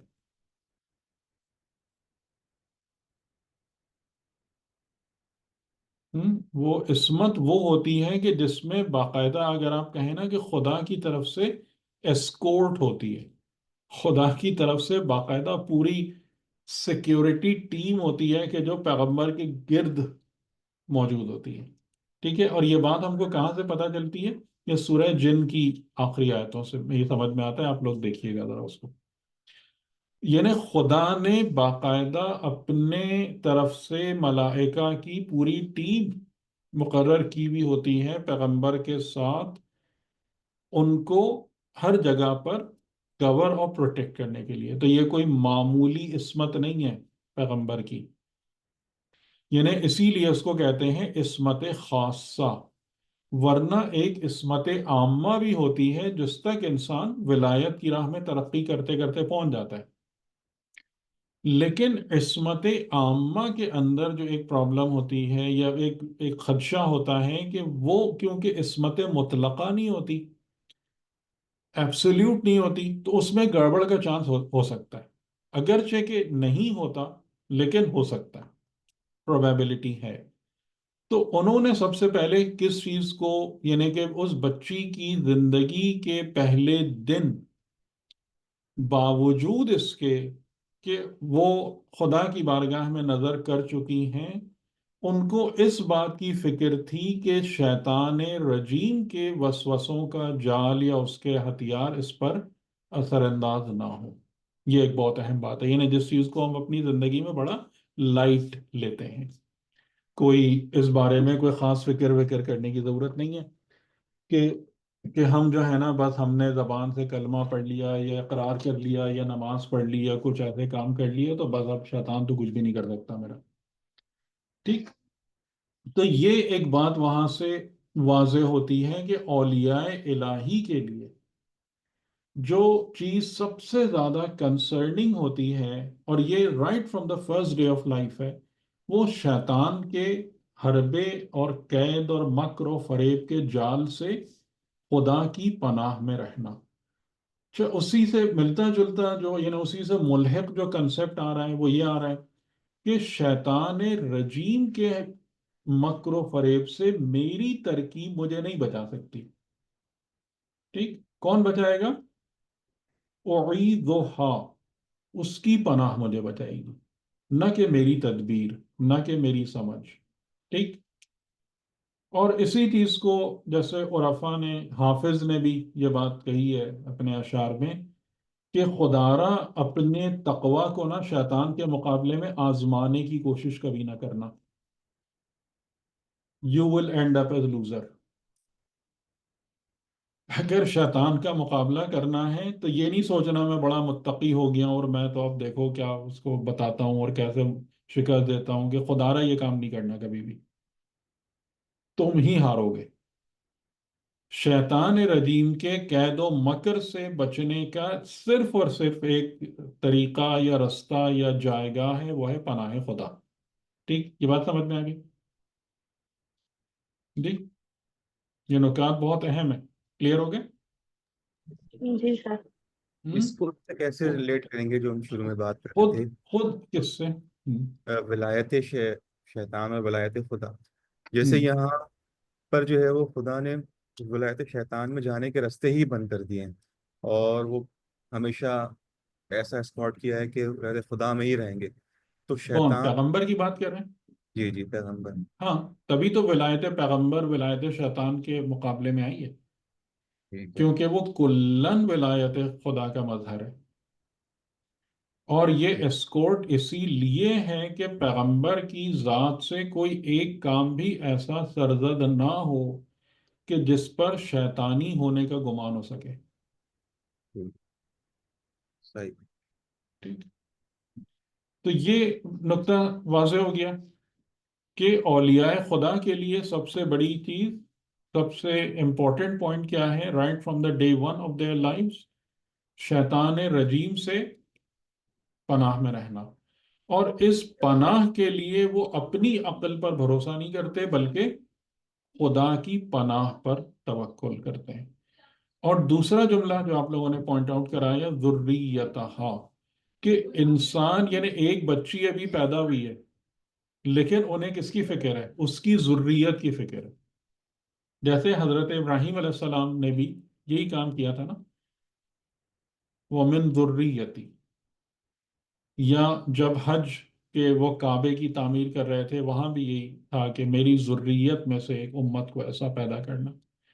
ٹھیک. تو یعنی اس کا مطلب یہ ہوا جو ہم نے حضرت ابراہیم علیہ السلام کے بارے میں بھی پڑھا تھا کہ انسان صرف اپنے آپ کو نہ دیکھے بلکہ اگر آپ کو کوئی اچھائی نصیب ہو جاتی ہے تو آپ کو فکر ہونا چاہیے کہ وہ آپ کی نسلوں میں پریزرو رہے، اور آپ کی نسلیں جو ہیں وہ بھی اسی راہ پر چلیں جس راہ پر خدا نے آپ کو چلنے کی توفیق دی ہے. تو خالی اس جگہ پہ نہ رہیے کہ جی مجھے ایک اچھائی مل گئی، میں خیر حاصل کر سکا، میں جو ہے نا میں نے کوئی بلند مقام حاصل کر لیا، یا میں ولایت سے کنیکٹ ہو گیا. یہ تمام کی تمام جو آپ کو وہ کر لے کے چلنا ہے وہ کس کے لیے؟ اپنی صرف اولاد نہیں، ذریت، نسل کے لیے بھی. ٹھیک. تو یہ پوائنٹس ٹو نوٹ تھے اس جملے میں. اب اس کے بعد obviously اب یہ والا جو سینٹنس ہے یہ ان کی والدہ کے نہیں ہے. وَتَقَبَّلَهَا رَبُّهَا بِقَبُولٍ حَسَنٍ. فَتَقَبَّلَهَا، پس قبول کر لیا اس کو، ربها، اس کے رب نے، بقبول حسن، کس طریقے سے؟ ایک خوبصورت قبولیت کے ذریعے سے. ٹھیک ہے. اس کا معنی کیا ہوگا کہ رب نے جب قبول کیا تو کوئی زبردستی نہیں قبول کیا، با اکراہ نہیں قبول کیا، یا کیجولی نہیں قبول کیا، بلکہ حسن، بقبول حسن، یعنی خوشی کے ساتھ، خوبصورتی کے ساتھ، بیوٹی کے ساتھ، اس کو پلیجر کے ساتھ قبول کیا اس بچی کو. اور یہاں بھی دیکھیں، آپ کو یہ بات پتہ ہی ہوگی جو آگے کے اس میں بھی ہے، اس میں آ رہی ہے کہ یہ جو قبولیت ہے، اب رب کی قبولیت کا کیا مطلب ہے کہ ایک اگر بچہ ہے یا بچی ہے تو اس کو سب سے پہلی ضرورت ہوتی ہے کفالت کی، پروان چڑھانے کی، اس کی پرورش کی. تو یعنی اب رب جب قبول کرے گا تو رب جو ہے پھر وہ کیا کرے گا کہ اب وہ سارے کے سارے انتظامات اس کی طرف سے ہوں گے. ٹھیک. اب قبولیت کے بعد یہ وَأَنبَتَهَا نَبَاتًا حَسَنًا، انبتہا، اور اس کو گرو کرایا، اس کو گرو کرایا، نبات حسن، ایک بیوٹیفل گروتھ میں. ٹھیک ہے. یعنی اس بچی کی جو گروتھ ہوئی، اس کی وہ جو پروان چڑھنا شروع ہوئی تو وہ نبات حسن ہے. یہ قرآن کریم نے انسانوں کو اور انسانیت کو کئی جگہوں پر اس جگہ اس طریقے سے بھی وہ کیا ہے کہ ہماری جو لائف ہے نا وہ کچھ حیثیتوں میں سملر ٹو اینیملز ہے اور کچھ حیثیتوں میں سملر ٹو پلانٹس ہے. اور اینیمل خود یعنی وہیں سے پلانٹس والی اس چیز کو لے کر چلتے ہیں، ان کی خصوصیات کو. تو پلانٹس کی جو خصوصیات ہوتی ہیں وہ کیا ہوتی ہیں پودوں کی؟ کہ وہ ایک بیج بویا جاتا ہے ایک زمین میں اور پھر وہ اگتا ہے اور رفتہ رفتہ پروان چڑھتا ہے، اس کی نشو و نما ہوتی ہے. یہ نباتات ہے. تو انسان کی جو حیثیت ہے وہ بھی بالکل اس نباتات کے طریقے سے ہوتی ہے کہ وہ ایک بیج، ایک سیڈ ہوتا ہے جو اس کا نطفہ ہے، وہاں سے وہ گرو کرنا شروع کرتا ہے. جس طریقے سے کہ بیج پہلے کچھ عرصے تک گرو کرتا ہے زمین کے اندر، اسی طریقے سے انسان کچھ عرصے تک گرو کرتا ہے اپنی ماں کے اندر. تو زمین بھی ماں ہے، ماں کا درجہ رکھتی ہے. پھر اس کے بعد وہ وہاں سے نکل کر باہر آ جاتا ہے اور عالم خارج میں اس کی نشو و نما اور نباتیت شروع ہو جاتی ہے، یہاں تک کہ وہ اپنی پیک پر پہنچتا ہے۔ اور پیک پر پہنچنے کے بعد جیسے ایک درخت ہے، پھر اس کے پتے جھڑنا شروع ہو جاتے ہیں، زرد ہو جاتے ہیں، خاص طور سے فصل، اسی طریقے سے پھر انسان بھی زرد پڑنا شروع ہو جاتا ہے اور یہاں تک کہ ختم ہو جاتا ہے۔ تو اس لحاظ سے انسان کی جو زندگی ہے وہ بنیادی طور پر نباتی زندگی ہے۔ اینیملز کے ساتھ انسان جو چیز شیئر کرتا ہے وہ انسٹنکٹس ہیں، فیلنگز ہیں، سینسز ہیں، ہاتھ پیروں کی حرکت، موومنٹس ہیں، یہ تمام کی تمام چیزیں جو ہے انسان اینیملز کے ساتھ اس میں اس کی شراکت داری ہے، ٹھیک ہے۔ تو یعنی انسان جو ہے وہ تمام کائنات کو اپنے اندر سمیٹے ہوئے ہے، یہ مادی کائنات کے مظاہر ہیں، اور پھر جو بیونڈ دا میٹر ہے، ملکوتی عوالم، وہ بھی انسان کے اندر موجود ہیں۔ تو یہ ترکیب جو قرآن نے استعمال کی گروتھ کی، کہ ہر انسان کے اندر یہ گروتھ ہے، نبات ہے، نشو و نما ہے، لیکن جس پر خدا کا ہاتھ آ جائے تو اس کی نبات کیا ہوتی ہے؟ نبات حسن ہوتی ہے۔ اور نبات حسن کا معنی یہ ہوگا کہ اس کے اندر وہ پولیوٹنٹس، وہ ناپاکی، وہ نجاست نہیں داخل ہو پاتی اس کی گروتھ کے دوران، جو شیطان تقریباً ہر انسان کی گروتھ میں شامل کر دیتا ہے۔ اور یہ جو شروع میں آپ نے بات کی نا، وہ جو آیہ تطہیر کی بات کی، یہ وہی آیہ تطہیر کی وہ ہے کہ انما یرید اللہ، کہ جب اللہ نے ارادہ کر لیا کہ تمہیں باطہارت رکھے تو پھر اب شیطان وہاں سے باہر ہو گیا، ٹھیک۔ یعنی جہاں پر ولایت خدا مطلقاً موجود ہوگی وہاں شیطان قدم بھی نہیں رکھ سکتا، کیونکہ شیطان بغیر اذن خدا کسی پر اٹیک نہیں کر سکتا، کسی میں نفوذ نہیں کر سکتا۔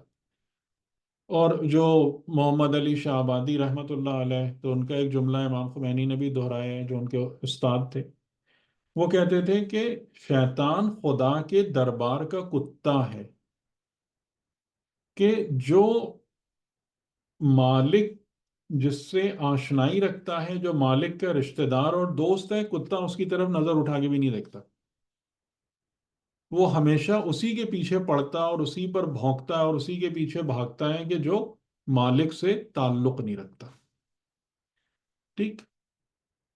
تو نبات حسن والی بات سمجھ میں آ گئی؟ بہت بڑی بات ہے سر، یہ تو بہت گہری بات۔ ہم؟ ٹھیک، نبات حسن والی بات سمجھ میں آ گئی کہ رب نے قبول کیا، اور جی سر۔ جی، کہ نبات جی حسن کا کیا معنی ہے؟ جی، اور اس نبات حسن کا وسیلہ خدا نے کس کو بنایا؟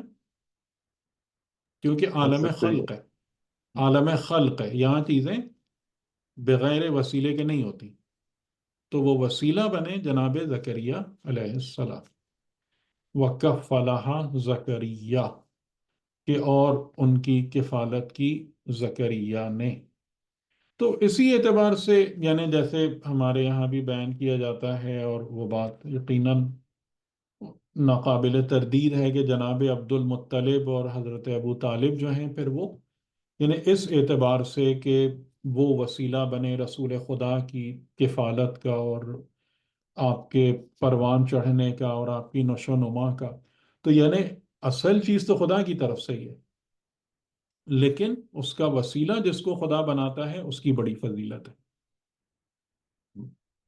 کہ جس کو خدا اس کام کے لیے منتخب کرے کہ جسے مجھے شیطان رجیم کے شر سے اور فتنوں سے کاملاً پاک رکھنا ہے، تم اس کی کفالت کرو، یہ بہت بڑی فضیلت ہے جس کو نصیب ہو۔ اسی لیے سر میں وہ بھی کہتے ہیں نا کہ حضرت موسیٰ کی کفالت کے لیے حضرت آسیہ کو پہلے رکھا گیا، تو ہاں، یعنی فرعون کے یہ زیر چیز، کہاں، یہ یہ نہیں یہ کہا کہ چیز جو فرعون ہے کے زیر یہ کفالت۔ بڑی بڑی فضیلت ہے، یہ جس کو نصیب ہو، بالکل۔ یعنی اگر ہم اسی اعتبار سے دیکھیں تو جناب عبد المطلب اور حضرت ابو طالب کی یہ بہت بڑا وہ ہے، ہائی لیول آف میرٹ ہے یہ۔ اچھا، وَكَفَّلَهَا زکریا، اور ان کی کفالت کی زکریا نے۔ اچھا، اب یہاں سے جو واقعات ہیں نا اس کا ایک رخ بدلتا ہے، کیونکہ حضرت عیسیٰ تک پہنچنے سے پہلے پہلے کے کئی مرحلے ہیں۔ تو ایک مرحلہ تو ہم نے ابھی دیکھا کہ جو متعلق تھا حضرت مریم یعنی حضرت عیسیٰ کی نانی سے متعلق تھا، ان کے بارے میں۔ پھر دوسرا مرحلہ جو تھا وہ حضرت مریم کی خود اپنی تربیت یا ان کا پروان چڑھنا اور حضرت زکریا کی کفالت۔ اچھا، اب یہاں سے جو واقعے کا رخ مڑتا ہے تو وہ رخ اب چلا جاتا ہے خود حضرت زکریا کی طرف۔ اچھا، آپ اس کو اوور آل اگر سینیریو کو دیکھیں نا، یعنی حضرت زکریا کی طرف جب رخ مڑتا ہے تو آپ میں سے کوئی بتا سکتا ہے کہ اس کا حضرت عیسیٰ سے کیا تعلق ہے؟ اگر حضرت عیسیٰ ایٹ دا کور ہیں اس پورے تمام اس پورے سلسلے کے، تو جب یہ واقعہ ٹھیک ہے ان کی نانی کی بات ہوئی، ان کی والدہ کی بات ہوئی، یہ تو سمجھ میں آ رہا ہے، لیکن حضرت زکریا والا واقعہ جو یہاں سے ایک شفٹ آ رہا ہے، اس کا حضرت عیسیٰ سے کیا تعلق ہے؟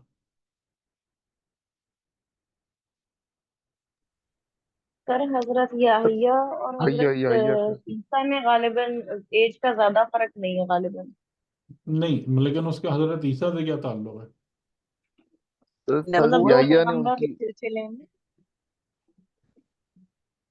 جی دو جی۔ پیغمبر ایک ہی گھر میں بہت قریب قریب ان کی پیدائش. نہیں، لیکن یہ تعلق نہیں بن رہا۔ جی حضرت ان کی حضرت ولادت یحییٰ کا سر جی جی جی، عامر جس بھائی بولیں۔ حضرت یحییٰ کو جو تھا وہ آ، حضرت عیسیٰ کا جو ہے وہ ہیلپنگ ہینڈ بنانا تھا یا نہیں نہیں، جو آپ صحیح جگہ پہنچ رہے ہیں، لیکن اس کو ایگزیکٹ ورڈ ہے مصدق۔ جی جی ہاں تصدیق کرنا قرآن مجید کا ہاں میں بھی یہ آیت ہاں، موجود ہے یعنی کہ قرآن میں یہ بتایا کہ حضرت یہ یحییٰ جو ہیں، تصدیق کر رہے یہ ہیں ان کی وہ انہیں حضرت عیسیٰ سے پہلے ان کو پیدائش ملی کہ وہ حضرت عیسیٰ کی تصدیق کرنے والے تھے۔ سورہ ٹھیک مریم ہے، میں ہے یہ سارا ہاں ٹھیک ہے، اور یعنی کلمت اللہ کی تصدیق کرنے والے، تو یہ تمام چیزیں گھوم پھر کر ایک پرسنالٹی کی طرف جا رہی ہیں۔ صحیح؟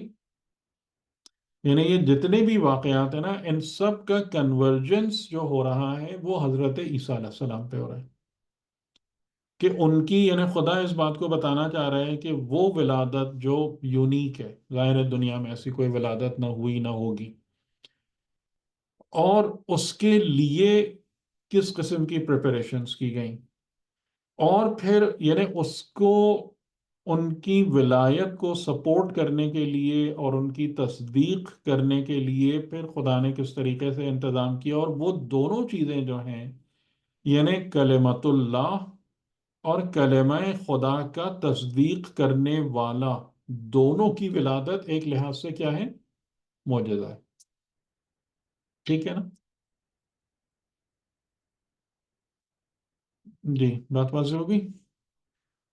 تو اب یہاں سے جو ہے وہ حضرت زکریہ کی طرف بات جا رہی ہے، کلما دخل علیہ زکریہ، کلما دخل یعنی جب بھی زکریہ داخل ہوتے تھے حضرت مریم کے پاس ان کے حجرے میں، اور اس کا واقعاتی پس منظر یہی ہے کہ پھر بہرحال جب حضرت مریم کے اس نظر کا پتہ چلا اور ان تمام چیزوں کا پتہ چلا تو پھر ایک لحاظ سے ان کو ایکسپٹ کیا گیا بیت المقدس میں، not with in the main boundary, لیکن ان کے لیے الگ سے ایک حجرہ بنایا گیا، اور سب سے پہلا جھگڑا جو تھا وہ ان کی کفالت پر ہی پڑا تھا۔ ان کے درمیان جتنے بھی پریسٹس تھے ان کی کفالت کے لیے ان میں وہ ہوا تھا کہ وہ کہہ رہے تھے ہم کریں گے، کوئی کہہ رہے تھے ہم کریں گے، اور پھر قرآن دازی بھی جس کا ذکر آگے چل کے سورہ آل عمران میں ہے۔ ٹھیک، تو بہرحال زکریہ جو تھے ان کے نام قرآ آیا، وہ ان کے کفیل بن گئے آفیشلی، انہوں نے ان کے لیے حجرہ بنایا اور وہ روزانہ جاتے تھے ان کی خبرگیری کرنے یا ان کو سامان پہنچانے۔ اور حضرت مریم سلام اللہ علیہ جب بڑی ہوئیں، اور بڑی ہوئیں کا آپ اندازہ کر سکتے ہیں کہ ان کا سن کیا ہوگا؟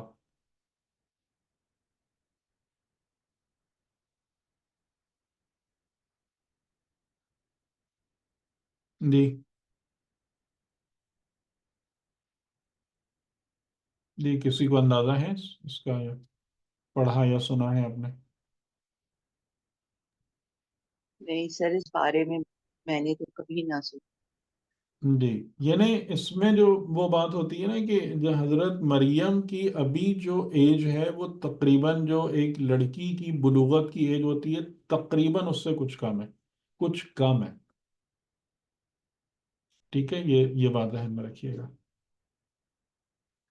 کہ کلما دخل علیہا زکریا المحراب وجد عندها رزقا، تو ان کے پاس کوئی رزق وہ دیکھتے تھے، یعنی جو انہوں نے نہیں لا کے دیا ہوتا تھا، اور آ، یعنی اس کے اندر جیسے واقعات اور روایات بتاتے ہیں کہ وہ رزق ہوتا تھا کہ جس کا موسم بھی نہیں ہوتا تھا، یعنی کہ وہ پھل ہوتے تھے کہ جو بازار میں مارکیٹ میں اویلیبل بھی نہیں ہوتے تھے، تو ان کے پاس رزق دیکھا انہوں نے۔ قال یا مریم ان لک ھذا، تو حیران ہو کے پوچھا کہ اے مریم، یہ تمہارے پاس، تمہارے لیے کہاں سے آیا یہ سب کچھ؟ قالت، تو انہوں نے جواب دیا، ہوا من عند اللہ، یہ بارگاہ خدا سے آیا ہے، ٹھیک ہے، عند اللہ بہت بڑا ورڈ ہے، اور یہ بھی اس چیز کو بھی سمجھیے گا کہ خدا کسی شے کو سبب اور وسیلہ بنائے وہ ایک اور بات ہوتی ہے، لیکن خدا کسی چیز کو اپنے پاس سے، اپنی بارگاہ سے بھیجے، یہ بالکل الگ بات ہوتی ہے، ٹھیک ہے، فرق سمجھ میں آ رہا ہے؟ من عند اللہ ہی ہے، من یہ نہیں کہا کہ خدا نے میرے لیے جو ہے وہ یعنی بے موسم کے پھل پیدا کرا دیے ہیں، من عند اللہ، بارگاہ خدا سے ہے، تو یہ خود اس بات کی آپ اس فضیلت کو دیکھیں اور سمجھیں کہ ایک انسان کے لیے جو رزق ہے وہ کہاں سے آ رہا ہے؟ من عند اللہ، اور ان اللہ یرزق من یشاء بغیر حساب، اور یہ جملہ جو ہے یہ ڈیفینیٹلی جناب مریم کا ہی ہے کہ ان اللہ یرزق من یشاء بغیر حساب، کہ بے شک اللہ رزق عطا کرتا ہے من یشاء، جس کو چاہے، جس کے لیے اس کی مشیت ہو، بغیر حساب، بغیر حساب کا معنی کیا ہوگا؟ بے حساب یعنی وداؤٹ لمیٹیشن. بغیر استحقاق کے، کاؤنٹلیس، بنے بغیر مطلب. بغیر استحقاق کے، نہیں نہیں، یہ نہیں ہونا چاہیے، اس کا مطلب یہ ہے کہ خدا انسانوں کو، یہ جس کو چاہتا ہے اس کو رزق عطا کرتا ہے، اس کے، اس سے بالا تر ہو کر یا اس کے بیونڈ جو کچھ تمہارے حساب کتاب میں آتا ہے، ٹھیک، نہ کہ باؤنڈ لیس یا لمٹ لیس، یہ مطلب نہیں ہے اس کا، صرف اچھا، کیونکہ فضل کے ہمارا معنی، دل، جی، فضل کے معنی میں سر یہ ہے کہ یہ اللہ کا فضل کے طور پہ آتا تھا، اللہ کا فضل بغیر وہی ہے جو کچھ حساب، بیانڈ. دیکھیں بغیر حساب کا مطلب یہ ہوتا ہے نا کہ انسان جو ہیں وہ کیا کرتے ہیں کہ ہر چیز کا ایک ایسٹیمیٹ ہوتا ہے نا ہمارے پاس کہ یہ چیز ایسے ہوگی، ایسے ہوگی، ایسے ہوگی تو آپ کو یہ ملے گا، لیکن جو جیسے متقین کے بارے میں کہا گیا تو کیا کہا گیا کہ یجعل له مخرجا ویرزقه من حیث لا يحتسب، کہ اس راہ سے رزق عطا کرے گا جس کا تمہیں گمان بھی نہیں ہوگا، تو بغیر حساب کا معنی یہ ہے کہ جو تم حساب اپنا کرتے ہو، جو تمہاری ایسٹیمیشنز ہیں یا جو تمہارے اندازے ہیں، تمہاری توقعات ہیں، خدا ان چینل سے رزق دینے کا پابند نہیں ہے، وہ اگر کسی کے لیے اس کی مشیت جاری ہو جائے تو ان سب کے above and beyond وہ رزق فراہم کر سکتا ہے، کہ اگر آپ کو اس بات کی حیرانی ہے کہ یہ کہاں سے آیا یا یہ بے موسم کے پھل کہاں سے آ گئے، یہ ہے تو خدا اس بات کا پابند نہیں ہے، کہ سردیوں میں خالی سردیوں کے پھل عطا کرے اپنے عبد کو، یا گرمیوں میں گرمیوں کے پھل عطا کرے. ان اللہ یرزق من یشاء بغیر حساب. ٹھیک ہے. اچھا، یہ جملہ جو تھا نا، اب یہ حضرت زکریا کی، اور یہ یعنی ایک بڑا ٹپکل ایک معاملہ ہوتا ہے کہ بہت سارے، مطلب آپ سمجھ لیں کہ مقامات ایسے ہوتے ہیں مومن کی زندگی میں بھی آتے ہیں کہ ایک مسئلہ ہے، لنگرنگ پرابلم ہے، مطلب چلے جا رہی ہے چلے جا رہی ہے چلے جا رہی ہے، آپ اس کو تقریباً مایوس ہو جاتے ہیں، آپ یہ سوچنا شروع کر دیتے ہیں کہ یہ چیز کیسے حل ہوگی، چلو اب صبر ہی کر لو، اس کے ساتھ ہی موت واقع ہو جائے گی.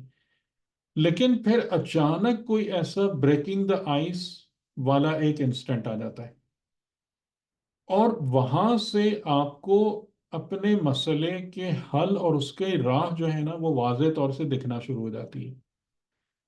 تو حضرت زکریا کی جو مسئلہ تھا، جس کے ساتھ، جس کو لے کر وہ بوڑھے ہو چکے تھے، وہ یہ تھا کہ ان کی اولاد نہیں تھی، اور طلب اولاد ان کے کہہ لیں سوال تھا یا دعا تھی. لیکن وہ اب اس حالت میں آ گئے تھے کہ ظاہری اسباب باقی نہیں رہے تھے. لیکن یہ جو حضرت مریم کی زبان پر خدا نے یہ جملہ جاری کرایا کہ ہوا من عند اللہ، اور ان اللہ یرزق من یشاء بغیر حساب، کہ خدا جب رزق عطا کرتا ہے تو ان حساب و کتاب کا پابند نہیں ہے کہ جو ظاہراً اپلیکیبل ہوتے ہیں. تو اس وقت حضرت زکریا کو جو ہے نا صحیح معنوں میں ان کے سامنے وہ روشن دان کھل گیا. یہ اس جملے نے ان کے سامنے گویا کہ وہ جتنی بھی دھند چھائی ہوئی تھی وہ اس دھند کو صاف کر دیا. ہونا لے کر at that instant, at that instant. ٹھیک ہے. یعنی اس انسٹنٹ پر جب حضرت مریم کی زبان میں یہ جملہ جاری ہوا اور اس وقت اس نے ان کو ہٹ کیا. ہونا لے کا، اس وقت دعا زکریا ربہ، کہ زکریا نے اپنے رب سے دعا کی یا اپنے رب کو پکارا. دعا کا میننگ آپ کو پتا ہے نا کہ دعا کس پکار کو کہتے ہیں؟ جو احساس قربت کے ساتھ اور یعنی خاموشی کے ساتھ جو پکار ہوتی ہے وہ دعا ہوتی ہے. دعا زکریا ربہ، اس وقت زکریا نے اپنے رب کو پکارا. قال ربی حبلی من لدنک ذریۃ طیبۃ. یہ من لدن کا جو ہے یہ خاص طور سے قابل غور ہے کہ اسباب نہیں ہیں. ٹھیک ہے، اسباب نہیں ہیں کہ جن کو بروئے کار لایا جا سکے اس وقت، کہ جن کے ذریعے سے اولاد ہوتی ہے. ربی حبلی من لدن کا ذریۃ طیبۃ، کہ مجھے حبلی کا معنی کیا ہوگا؟ عطا کر. ہاں، لی تو عطا کر دے، لی بخش دے. حب لی یعنی، مجھے جی مجھے، حب لی بخش دے مجھے، یعنی کہ اولاد کو کس طریقے سے مانگ رہے ہیں، کس چینل سے مانگ رہے ہیں؟ وہ چینل نہیں جس کے ذریعے سے انسان اولاد تلاش کرتے ہیں، نکاح، مرد و عورت کا ملاپ، وہ ایک عالم خلق کے اسباب کا نظام ہے. لیکن جب آپ ہبہ کی بات کرتے ہیں، خدا کی عطا کی بات، آپ ان تمام چیزوں کو دیکھ رہے ہیں کہ یہ لفظ آپس میں کتنا ایک دوسرے سے کرسپونڈ کر رہے ہیں. کہ اگر آپ خدا سے کوئی چیز مانگ رہے ہیں بغیر حساب، یعنی بیونڈ دا ایسٹیمیٹ آف نظام خلق، تو وہ چیز کس راستے سے آ سکتی ہے آپ کے پاس؟ جی بتائیں. عطا سے راہ ہبہ سے آ سکتی ہے. ٹھیک ہے، وہ نارمل چینل سے نہیں آئے گی، کیونکہ نارمل چینل کے لیے تو اسباب چاہیے، اور اسباب ہے ہی نہیں، موجود ہی نہیں ہے. ٹھیک. لیکن یہاں پر ایک بات اور بھی ہے کہ ہبہ کے لیے بھی کوئی کوالیفیکیشن کی ریکوائرمنٹس ہیں یا نہیں ہوتی؟ ہوں گی سر ضرور. ٹھیک ہے. یعنی اگر میں کہوں جیسے مثال کے طور پر میں ایک بات، اور یہ چیز جو ہے نا، یہ ہم سب اپنی لائف میں ایکسپیرینس کر سکتے ہیں، یہ والی چیز کہ خدا نے مومن کی زندگی میں کچھ نہ کچھ ایسا عطا کیا ہوتا ہے کہ جو مومن کو معلوم ہوتا ہے کہ یہ اسباب کے بیونڈ ہے. ظاہری اسباب اس عطا کو، اس چیز کو ایکسپلین نہیں کر سکتے جو خدا نے مجھے دی ہے. یعنی کس طریقے سے دی ہے. جیسے مثال کے طور پر میں آپ کو علماء کی ہی ایک مثال دوں گی، جس طریقے سے کہ علامہ طباطبائی 5 سال کے سن میں یتیم و یسیر ہو گئے، یعنی والدین کا انتقال ہو گیا، وہ سب ہو گیا. اس کے بعد انہوں نے خود ایک بات بتائی ہے کہ بچپن میں مطلب تعلیم و طالب علمی میں ایسا نہیں ہے کہ میں کوئی بہت برائٹ اسٹوڈنٹ تھا رائٹ فرام دا بگننگ، اور وہاں سے خدا نے کس مقام تک پہنچایا، کس جگہ تک لے گیا خدا. یا اسی طریقے سے آپ اس بات کو سوچیں کہ خمین جو ہے وہ کوئی مین اسٹریم ایران کا حصہ نہیں ہے. وہ بالکل ہی آؤٹ اسکرٹ پر دور دراز ایک بچہ ہے جس کے باپ کو مار دیا گیا ہے، جو شروع سے یتیم ہو گیا ہے. اور وہ بچہ جو ہے نا وہ بڑا ہو کر مطلب عالم ہو جائے، عارف ہو جائے، کہ جہاں پر کوئی مدارس نہیں ہے. خمین میں کچھ بھی نہیں تھا، ٹھیک، اور شاید ابھی بھی کوئی خاص اتنی چیز نہیں ہے. تو یہ تمام کی تمام چیزیں کیا ہوتی ہیں. یا آیت اللہ بہجت کا جو شہر ہے فومن، نام بھی نہیں سنا ہوگا آپ نے، کہ کس جگہ پر ہے وہ اور کس قسم کا شہر ہے، کچھ بھی نہیں ہے وہاں پہ. ٹھیک، کہ وہاں بڑے کوئی بہت بڑے علماء موجود ہوں یا بڑے عرفا موجود ہوں یا ایسا کچھ. تو یہ چیزیں جو ہے نا، مومن کی زندگی میں گفٹس موجود ہوتے ہیں. ہر ایک کے پاس کوئی نہ کوئی گفٹ ہے جو خدا کی طرف سے آتا ہے، جو بیونڈ، یعنی جو بغیر حساب آتا ہے. وہ ان اسٹیمیٹ، اسباب و وسائل کے اسٹیمیٹ کے ماتحت نہیں ہوتا. لیکن ہم کیا کرتے ہیں، ہم میں سے زیادہ تر افراد جو ہے نا اس گفٹ کو ضائع کر دیتے ہیں دنیا کے چکر میں، لعب و لہب کے چکر میں، یا اس گفٹ کا غلط استعمال کرتے ہیں لوگ. یعنی اس تحفے کو غلط راہوں کے لیے استعمال کر کے، اور نعوذ باللہ پھر شیطان کی ولایت میں چلے جاتے ہیں. ٹھیک، اگر خدا نے کسی کو طلاقت زبان دی ہے کہ اس کی زبان سے بہترین الفاظ جاری ہوتے ہیں جس سے لوگ اٹریکٹ ہوں، یہ گفٹ ہے یا نہیں ہے؟ بتائیں، طلاقت زبان کوئی لے کے تو نہیں پیدا ہوتا نا، یہ گفٹ ہے نا، جی سر بالکل. تحفہ الہی ہے نا. اب اس کا استعمال کیا کرنا، پیسے کمانے کے لیے لوگوں کو بیوقوف بناؤ اپنی زبان سے. ٹھیک ہے، مختلف طریقوں سے ان سے، یعنی جھوٹ کو اس انداز سے پیش کرو کہ لوگ اس سے امپریس ہو کے اس جال میں پھنسیں. مال دنیا کماؤ، دنیا کی شہرت کماؤ. اب یہ خدا کے اس تحفے کا غلط استعمال ہے. اب یہ اس تحفے کو استعمال کر کے ولایت شیطان میں چلا گیا انسان. ٹھیک ہے، تو یہ جو ہبہ ہے نا، ہبہ، ہبہ الہی، عطا اور بخشش، تحائف، گفٹس، یہ لوگوں کی زندگیوں میں موجود ہوتے ہیں. تو یہ بات آپ کو سمجھ میں آ گئی کہ اگر آپ کو کوئی چیز چاہیے آؤٹ آف دا آرڈینری یا بغیر حساب، تو وہ پھر ہبہ، راہ ہبہ سے حاصل ہوگی.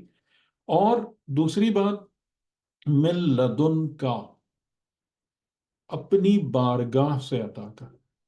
جو فرق بیان کیا گیا ہے عند اللہ اور لد اللہ میں، وہ ایک فرق یہ بیان کیا گیا ہے کہ عندہ کا مطلب ہوتا ہے خدا کی پریزنس میں. یعنی میں اس کے تحت آپ کو ایک بات سمجھاؤں کہ جیسے آپ ابھی ایک کمرے میں بیٹھے ہیں، ٹھیک ہے، آپ کے کمرے میں آپ کے اراؤنڈ بہت ساری چیزیں ہیں، وہ آپ کی پریزنس میں ہیں. ٹھیک ہے، آپ اس میں سے کسی کو بھی استعمال کر سکتے ہیں، آپ کو پتا ہے کہ یہ سب کیا ہے. لیکن اس وقت آپ بیٹھ کر موسٹ پروبیبلی کسی موبائل فون کو یا کمپیوٹر کو دیکھ رہے ہیں جو آپ کے سامنے ہے، جو آپ کی توجہ کا مرکز ہے اس وقت. تو جو آپ کی پریزنس میں سے آپ کی توجہ کا مرکز ہوتا ہے وہ ہوتا ہے لد اللہ، یا لدن کا، یا لدا.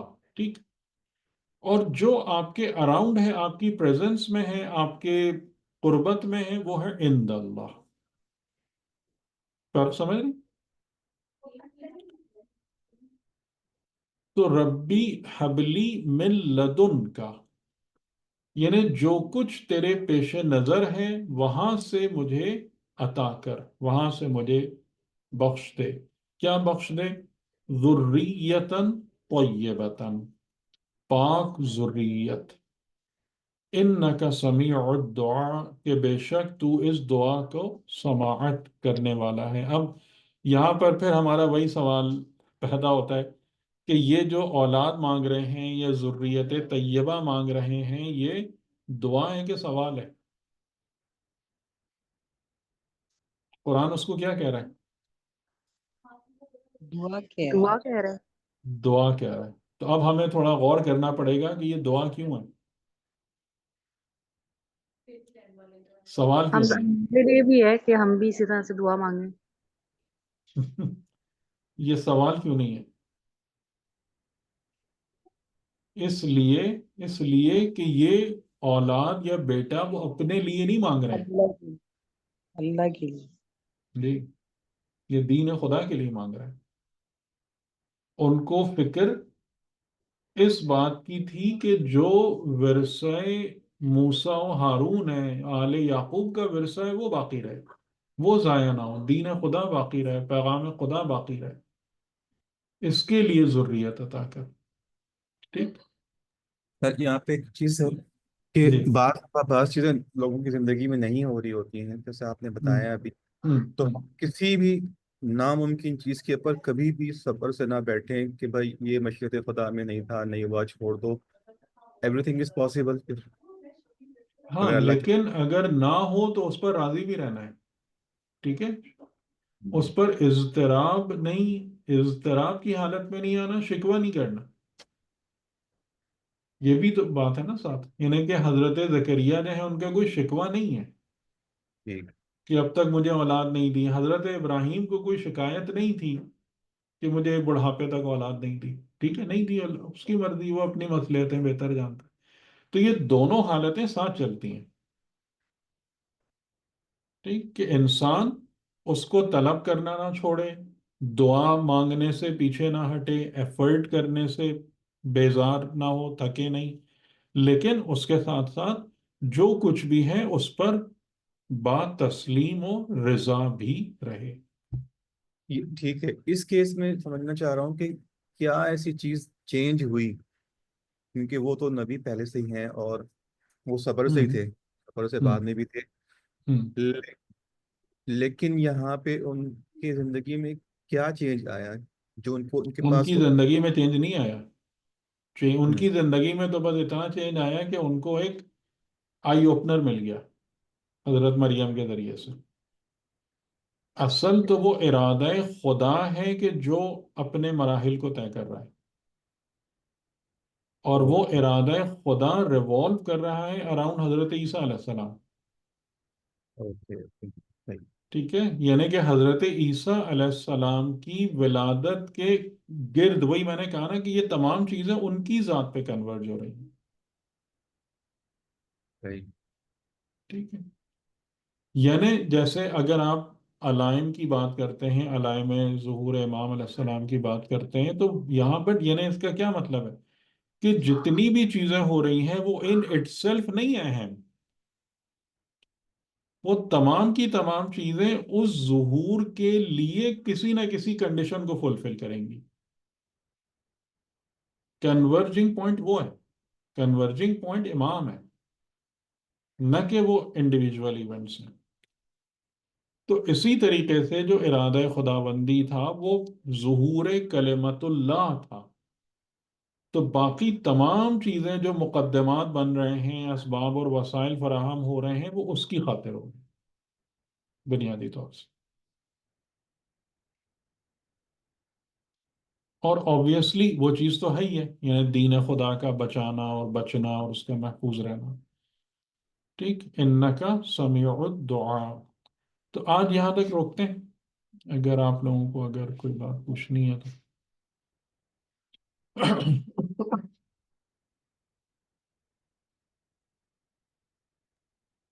ایک دو سر سوال ہم لے آپ سکتے ہیں جی۔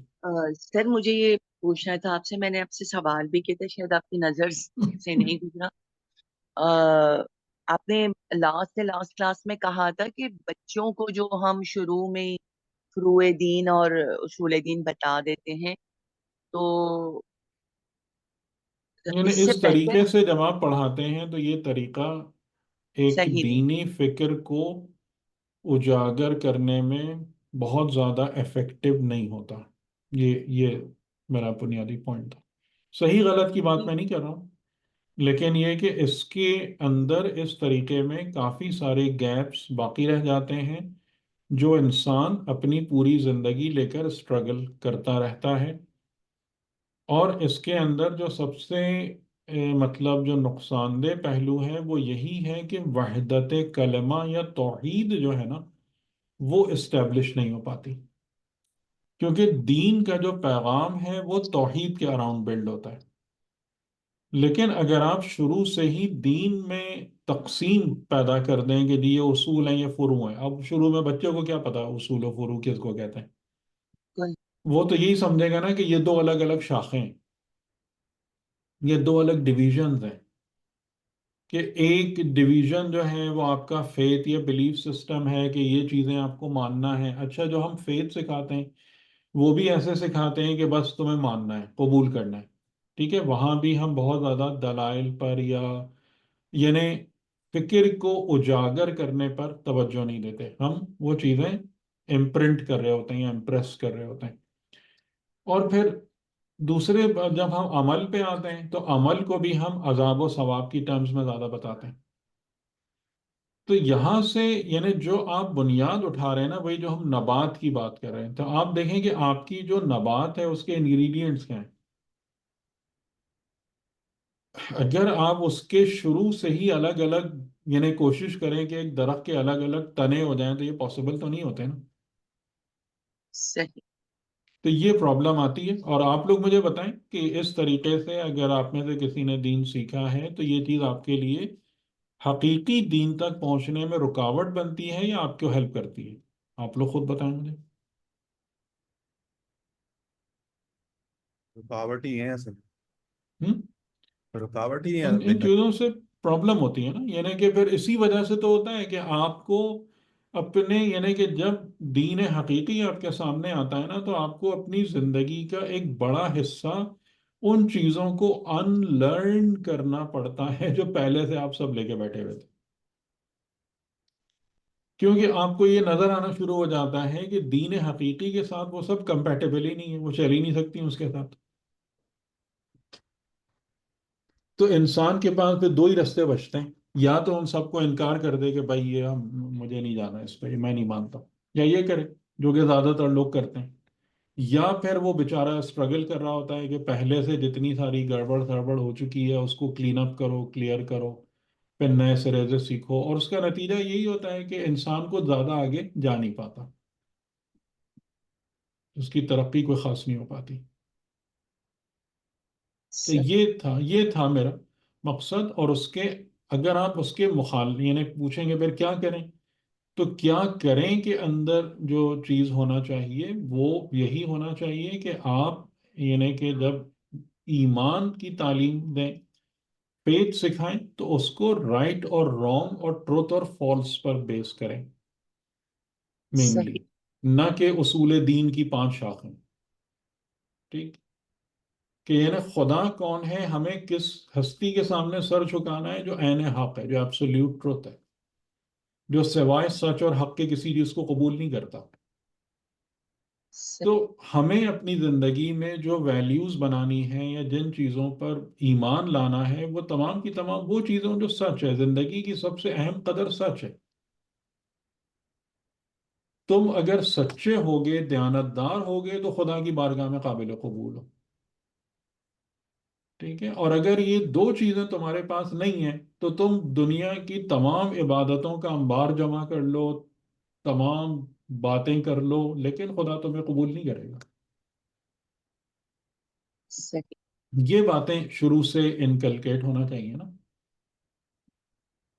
और और फिर जब हम नमाज की बात करें, इबादत की बात करें, तो वहाँ भी कि आमाल के अंदर کیا چیز ہے کہ یعنی اعمال میں آپ کو اس بات کا دھیان رکھنا ہے ہر عمل کرنے سے پہلے کہ آپ کی نیت کیا ہے. آپ کو اپنے رب کو راضی کرنا ہے، آپ کو رسول کی اتباع کرنا ہے.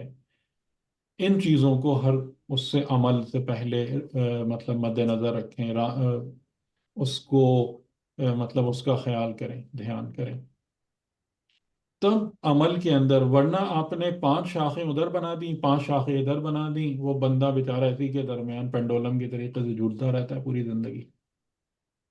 سمجھا اس نے کسی بھی چیز کو نہیں ہوتا صحیح سے صحیح سے.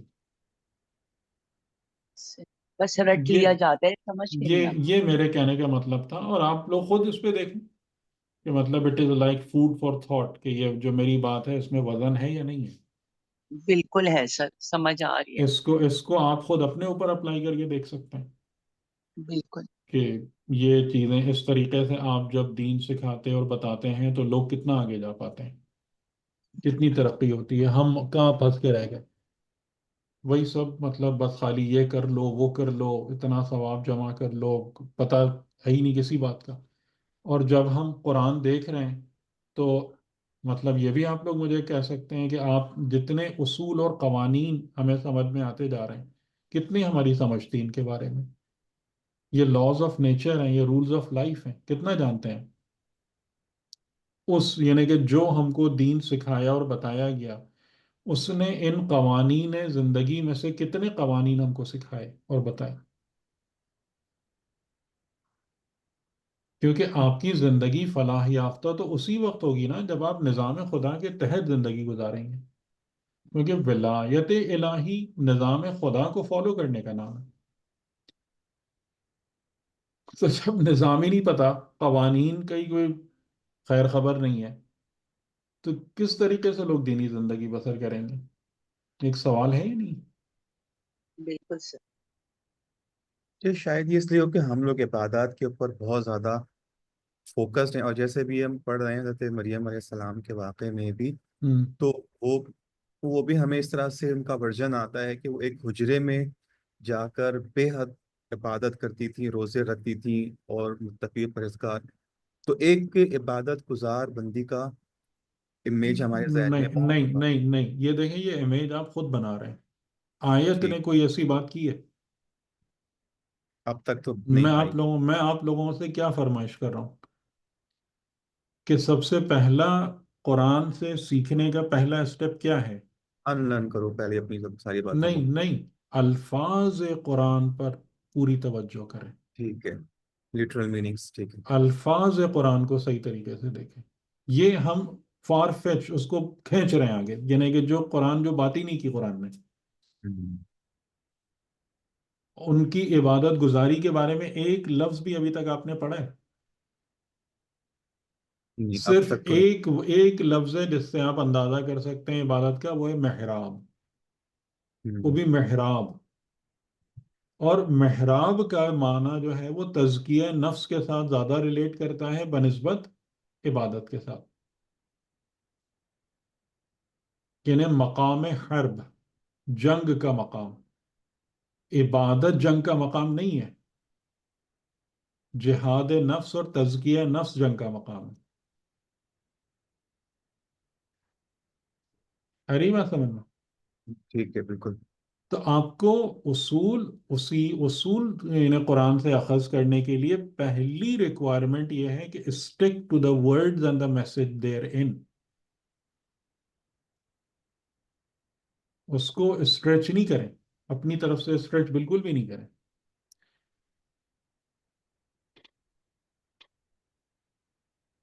اور وہاں سے آپ کو جو راہیں ملتی ہیں پھر اس پر جائیں. وہاں سے جو شاخیں نکلتی ہیں نا، یعنی ان جملوں سے ان الفاظ سے جو آپ کو ڈائریکشنز ملتی ہیں پھر اس کو آپ فالو کریں. تب آپ قرآن کے پیغام کو سے صحیح معنوں میں استفادہ کر پائیں گے. جی.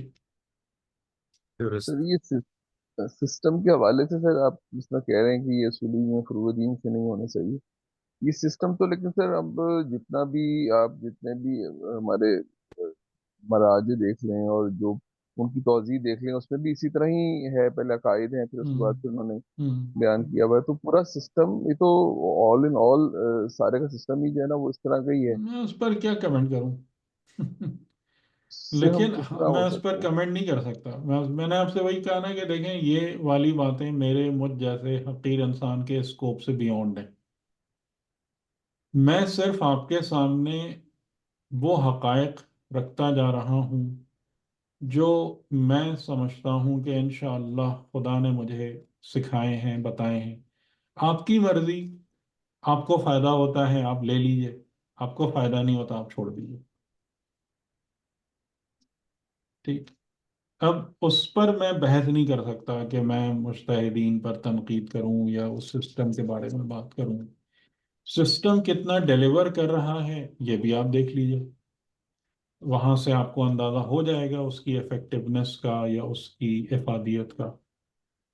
تو یہ تمام کی تمام چیزیں تو ہر انسان کے اپنے اوپر ہیں کہ ہم خواہ کیوں کوئی پینڈورا باکس کھولیں یا کیوں ایسی بات کریں کہ جس سے کوئی فتنے فساد کا کوئی راستہ نکلے.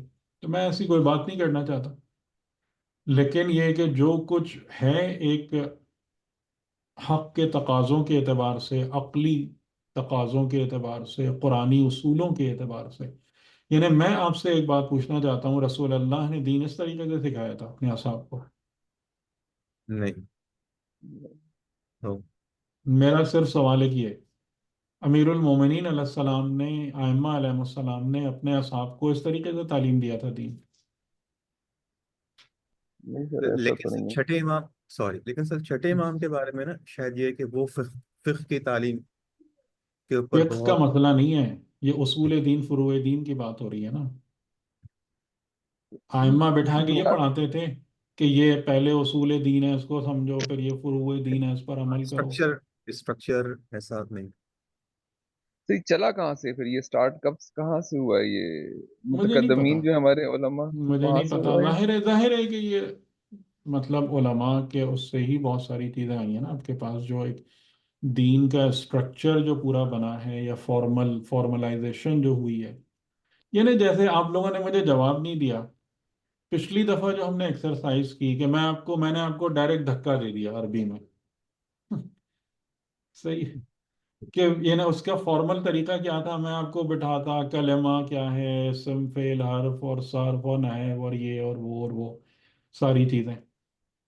آپ کو اس کیا لگا کہ وہ بہت مشکل تھا؟ آپ لوگوں نے اس کا فیڈ بیک نہیں دیا. میں نے کہا بھی تھا آپ لوگوں سے کہ آپ مجھے بتائیے گا کہ کیا آپ اس سے قریب ہوئے یا نہیں ہوئے اس بیان سے. سر میں اپنا سر بتاتی ہوں، مجھے جی بہت زیادہ فائدہ ہوا اور بہت بہت دعا دی. آپ کو خدا قبول کرے.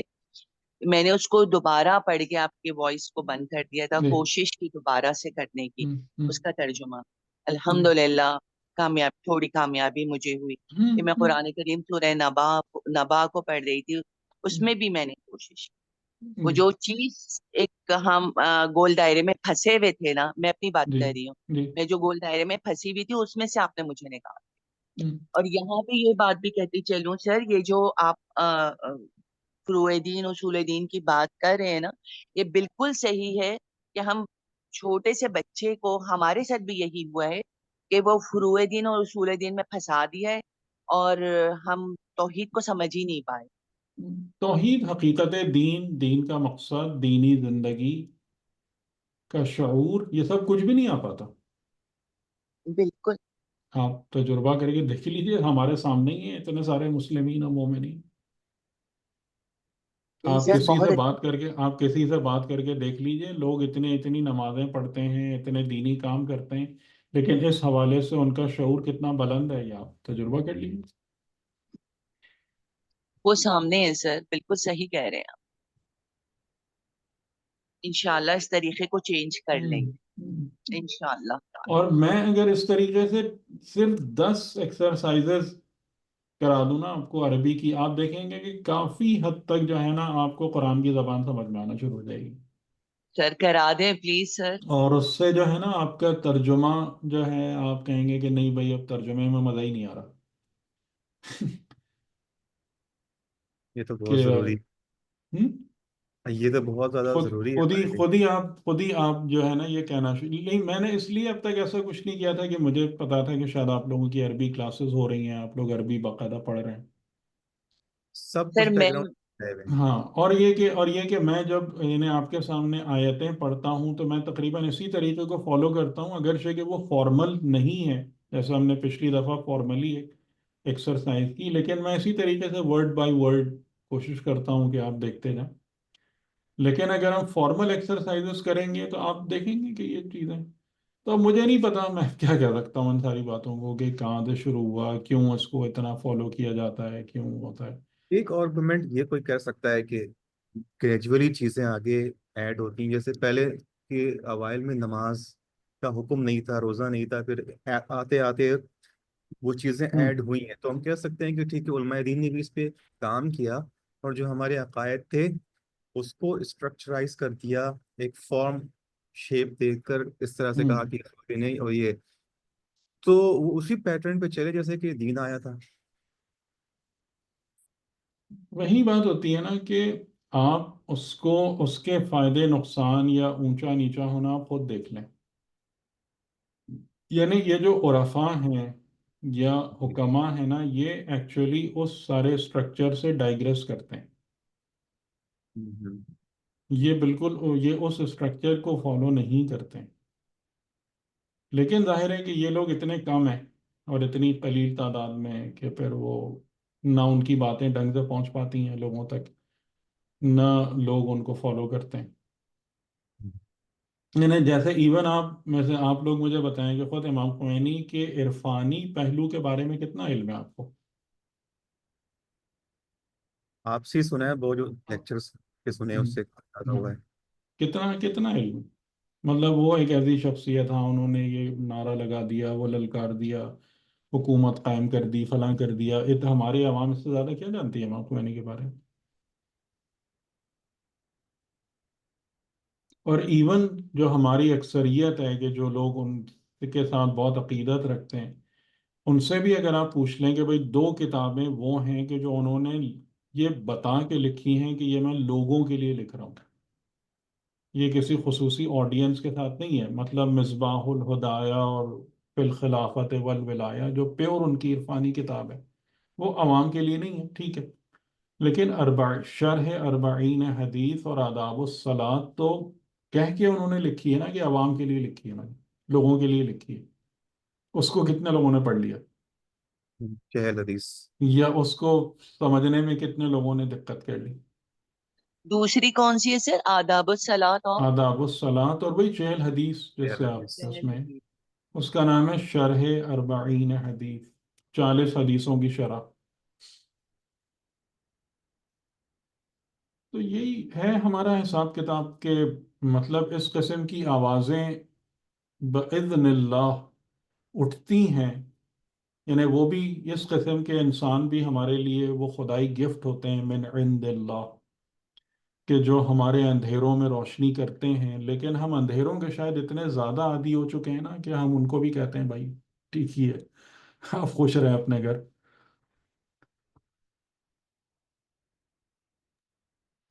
لیکن ایک چیز سمجھ آتی ہے، جو اب ہم دنیاوی تعلیم کی جو بھی بات کریں، جس طرح ہم جس سسٹم میں ہم اپنے بچوں کو بیچتے ہیں یا پڑھاتے ہیں، تو اس کی ہوں، بھی بہت زیادہ ناقدین ہے کہ اس سے بچے بالکل کیا پڑھ رہے بالکل ہیں، کیا بالکل تعلیم پا رہے بالکل بالکل، اس ہیں، میں لیکن کوئی وہ شک ہی سسٹم نہیں ہے. ایسا ہے کہ اس میں اس میں کوئی شک ہی نہیں ہے. اسی وجہ سے اب کافی لوگ ہوم اسکولنگ پہ آ رہے ہیں پوری دنیا میں. جی جی جی، ہوم اسکولنگ والے اب یہ کانسیپٹ نہیں ہے کہ ہوم اسکولنگ کی طرف جائیں جس میں زیادہ بچوں کی تربیت میں بہتر ہو آپ کو سکے۔ ایک بات بتاؤں، یعنی کسی اس سینس میں نہیں، صرف ویسے ہی ایک اپنے ذاتی تجربہ.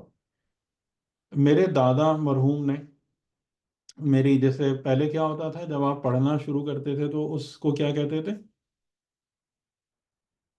تب مدرسہ۔ نہیں نہیں، جب بچہ پڑھنا شروع کرتا تھا تو اس کو جی۔ کیا کہتے تھے اس اسٹیج کو؟ بسم اللہ، جی، خدائی تعلیم۔ نہیں نہیں، بسم بسم اللہ اللہ، کرانا. بسم ہاں۔ اللہ بسم اللہ۔ بسم اللہ کرانا. جی جی۔ ٹھیک ہے، انہوں نے میری بسم اللہ کرائی کتنے سن میں؟ ہاں، 5 سال کے سن میں، 4.5 سال تقریباً.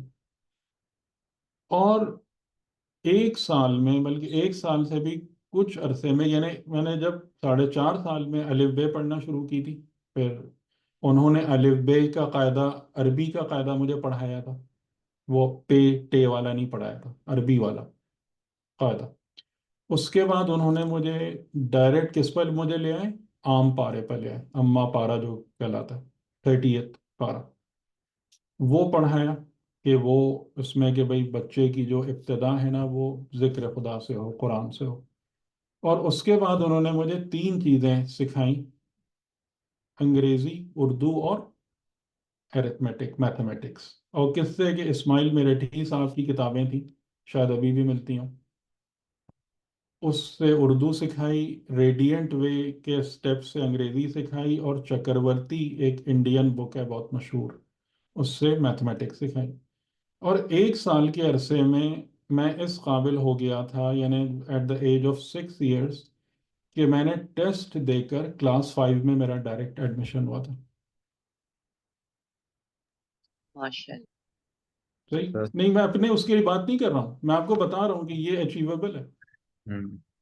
میں آپ کو یہ بات بتا رہا ہوں کہ ودن 1 year جو ہے نا، کہ میں نے اسماعیل میرٹھی صاحب کی 5 کتابیں ختم کر لیں اردو کی، ریڈینٹ وے اسٹیپس کے 4-5 اسٹیپس پورے کر لیے، چکرورتی کی تقریباً 80-90 ایکسرسائزز کر لی۔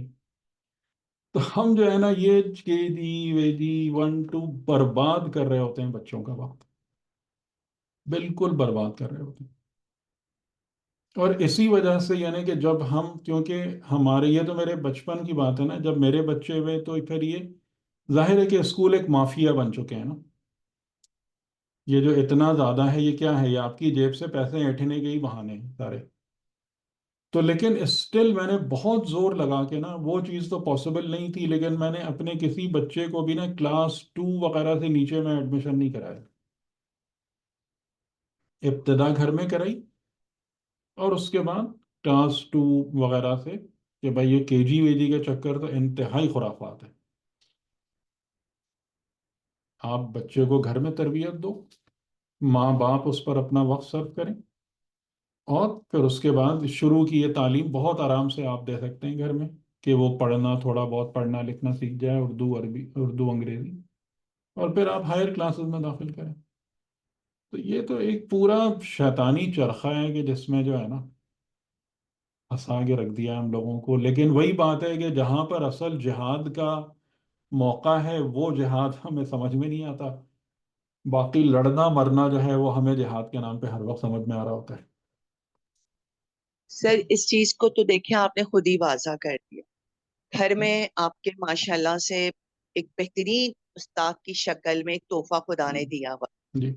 اور آج بھی اگر کچھ ماں باپ ایسے ہیں تو وہ جو ہم، حدیث ہے نا پہلی، وہ ہم، ماں کی تربیت، ہم، تو وہ سر آج ہے نہیں نا، جس کی ہم۔ وجہ سے KG 1 میں ہاں، میں یہاں بہت پر دیکھیں، میں آپ کو ایک بات اور ایڈ کروں یہاں پر، عامر بھائی ماشاءاللہ ہمارے بڑے اچھے محقق ہیں، یہ مجھے بتائیں کہ آج کل جو ایک یہ ٹرینڈ چل نکلا ہے کہ جناب جن کی شادی ہوتی ہے لڑکیوں کو حق حاصل ہے کہ وہ ساس سسر کے ساتھ نہ رہیں، دیوروں کے ساتھ نہ رہیں، ڈے 1 سے الگ گھر کا مطالبہ کریں، اور فقہ ان کو اس بات کی پوری حمایت کر رہی ہے، اجازت، میں نے ایسا کوئی فتویٰ ابھی تک نہیں دیکھا ہے اس قسم کا ڈائریکٹلی۔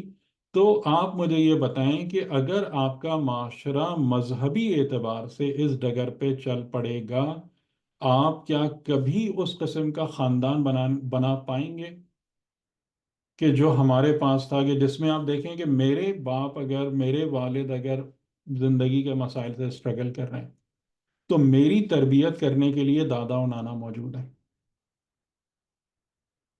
صحیح، میں نے اپنے بیسک اخلاق کہاں سے سیکھے، میں نے اپنی تربیت کہاں سے لی، اپنے دادا اور نانا سے لی،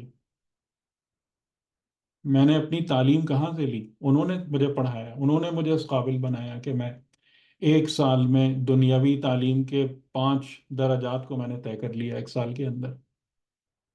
اس پر بھی غور کریں کہ یہ جو ہمارے معاشرے جو ان چیزوں سے، اور عامر بھائی آپ مجھے بتائیں کہ یہ سارا جو فقہ کے کنٹریبیوشنز آ رہے ہیں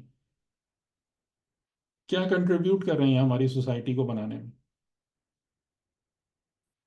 सब अलग हो जाओ, सब इंडिपेंडेंट। तो वही मैंने यहाँ पर एक मौलवी साहब से कहा भी था कि ये तमाम की तमाम चीज़ें जो आप लोग फिक्र के नाम पे प्रमोट करते हैं, तो ये तो वेस्टर्न सोसाइटी ही बन रही है, ये तो उसी का ही नक्शा है। कि जैसे मगरिब में है कि हर एक अपने लिए, हर एक खुद गरज, खुद बीन, दूसरे को बस चैरिटी के वक्त आपने दूसरे का ख्याल कर लिया, वरना कुछ भी नहीं। तो ये तमाम की तमाम चीज़ें भी बड़ी अहम है, बहुत अहम है। और शुक्र है कि हमारे माशरे इस बारे में मजबूर नहीं हुए हैं, लेकिन हम चाह रहे हैं कि हम इस बारे में मजबूर हो जाएं कि हम कुछ कर ही ना सकें इस हवाले से। जैसे मगरिब अब कुछ कर नहीं सकता। अब यहाँ पर लोग जो है ना, उनको रोना बहुत आता है कि फैमिली सिस्टम बर्बाद हो गया, खानदान तबाह हो गए, बच्चों की परवरिश तरबियत करने वाला कोई नहीं है, लेकिन अब ये कर कुछ नहीं सकते क्योंकि उन्होंने खुद ही अपने हाथ पैर काट लिए हैं। तो खुदा ना खास्ता हम भी जो है ना, पता नहीं शायद मजहब के नाम पर ही उन चीज़ों की तरफ बढ़ रहे हैं।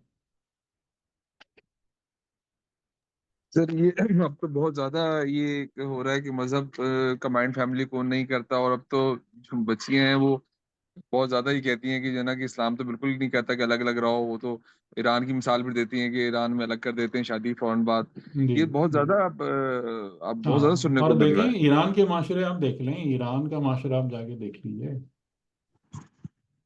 क्या हाल है वहाँ का। तो ये बड़े फैमिली कड़वे कड़वे मौजूआत हैं, लेकिन जो है ना, इस पर अगर हमने नहीं सोचा और नहीं, ये असल मुजाहिदा आपका इन जगहों पर है। ये सारे मैदान जिहाद हैं जिन पर हमें जिहाद करना है। और इस जगह पर अगर मुजाहिदा नहीं हुआ तो वो नस्ल की नस्ल तबाह हो जाएगी, बाकी तो आप छोड़ ही दें। फिर क्या एक्सपेक्ट कर सकते हैं इंसान।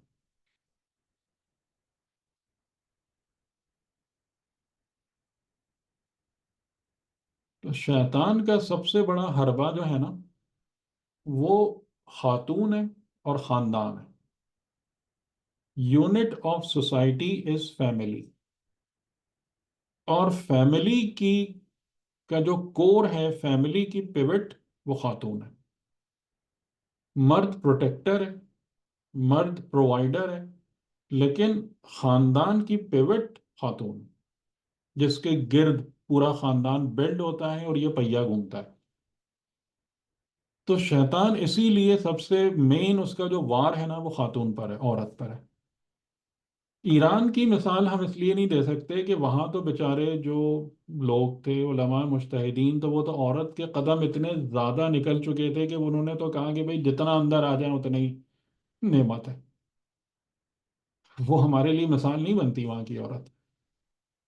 हमारी अपनी सोसाइटी बहुत बेहतर थी, जो हम इन चक्करों में जो है ना खराब करके बैठे हुए हैं।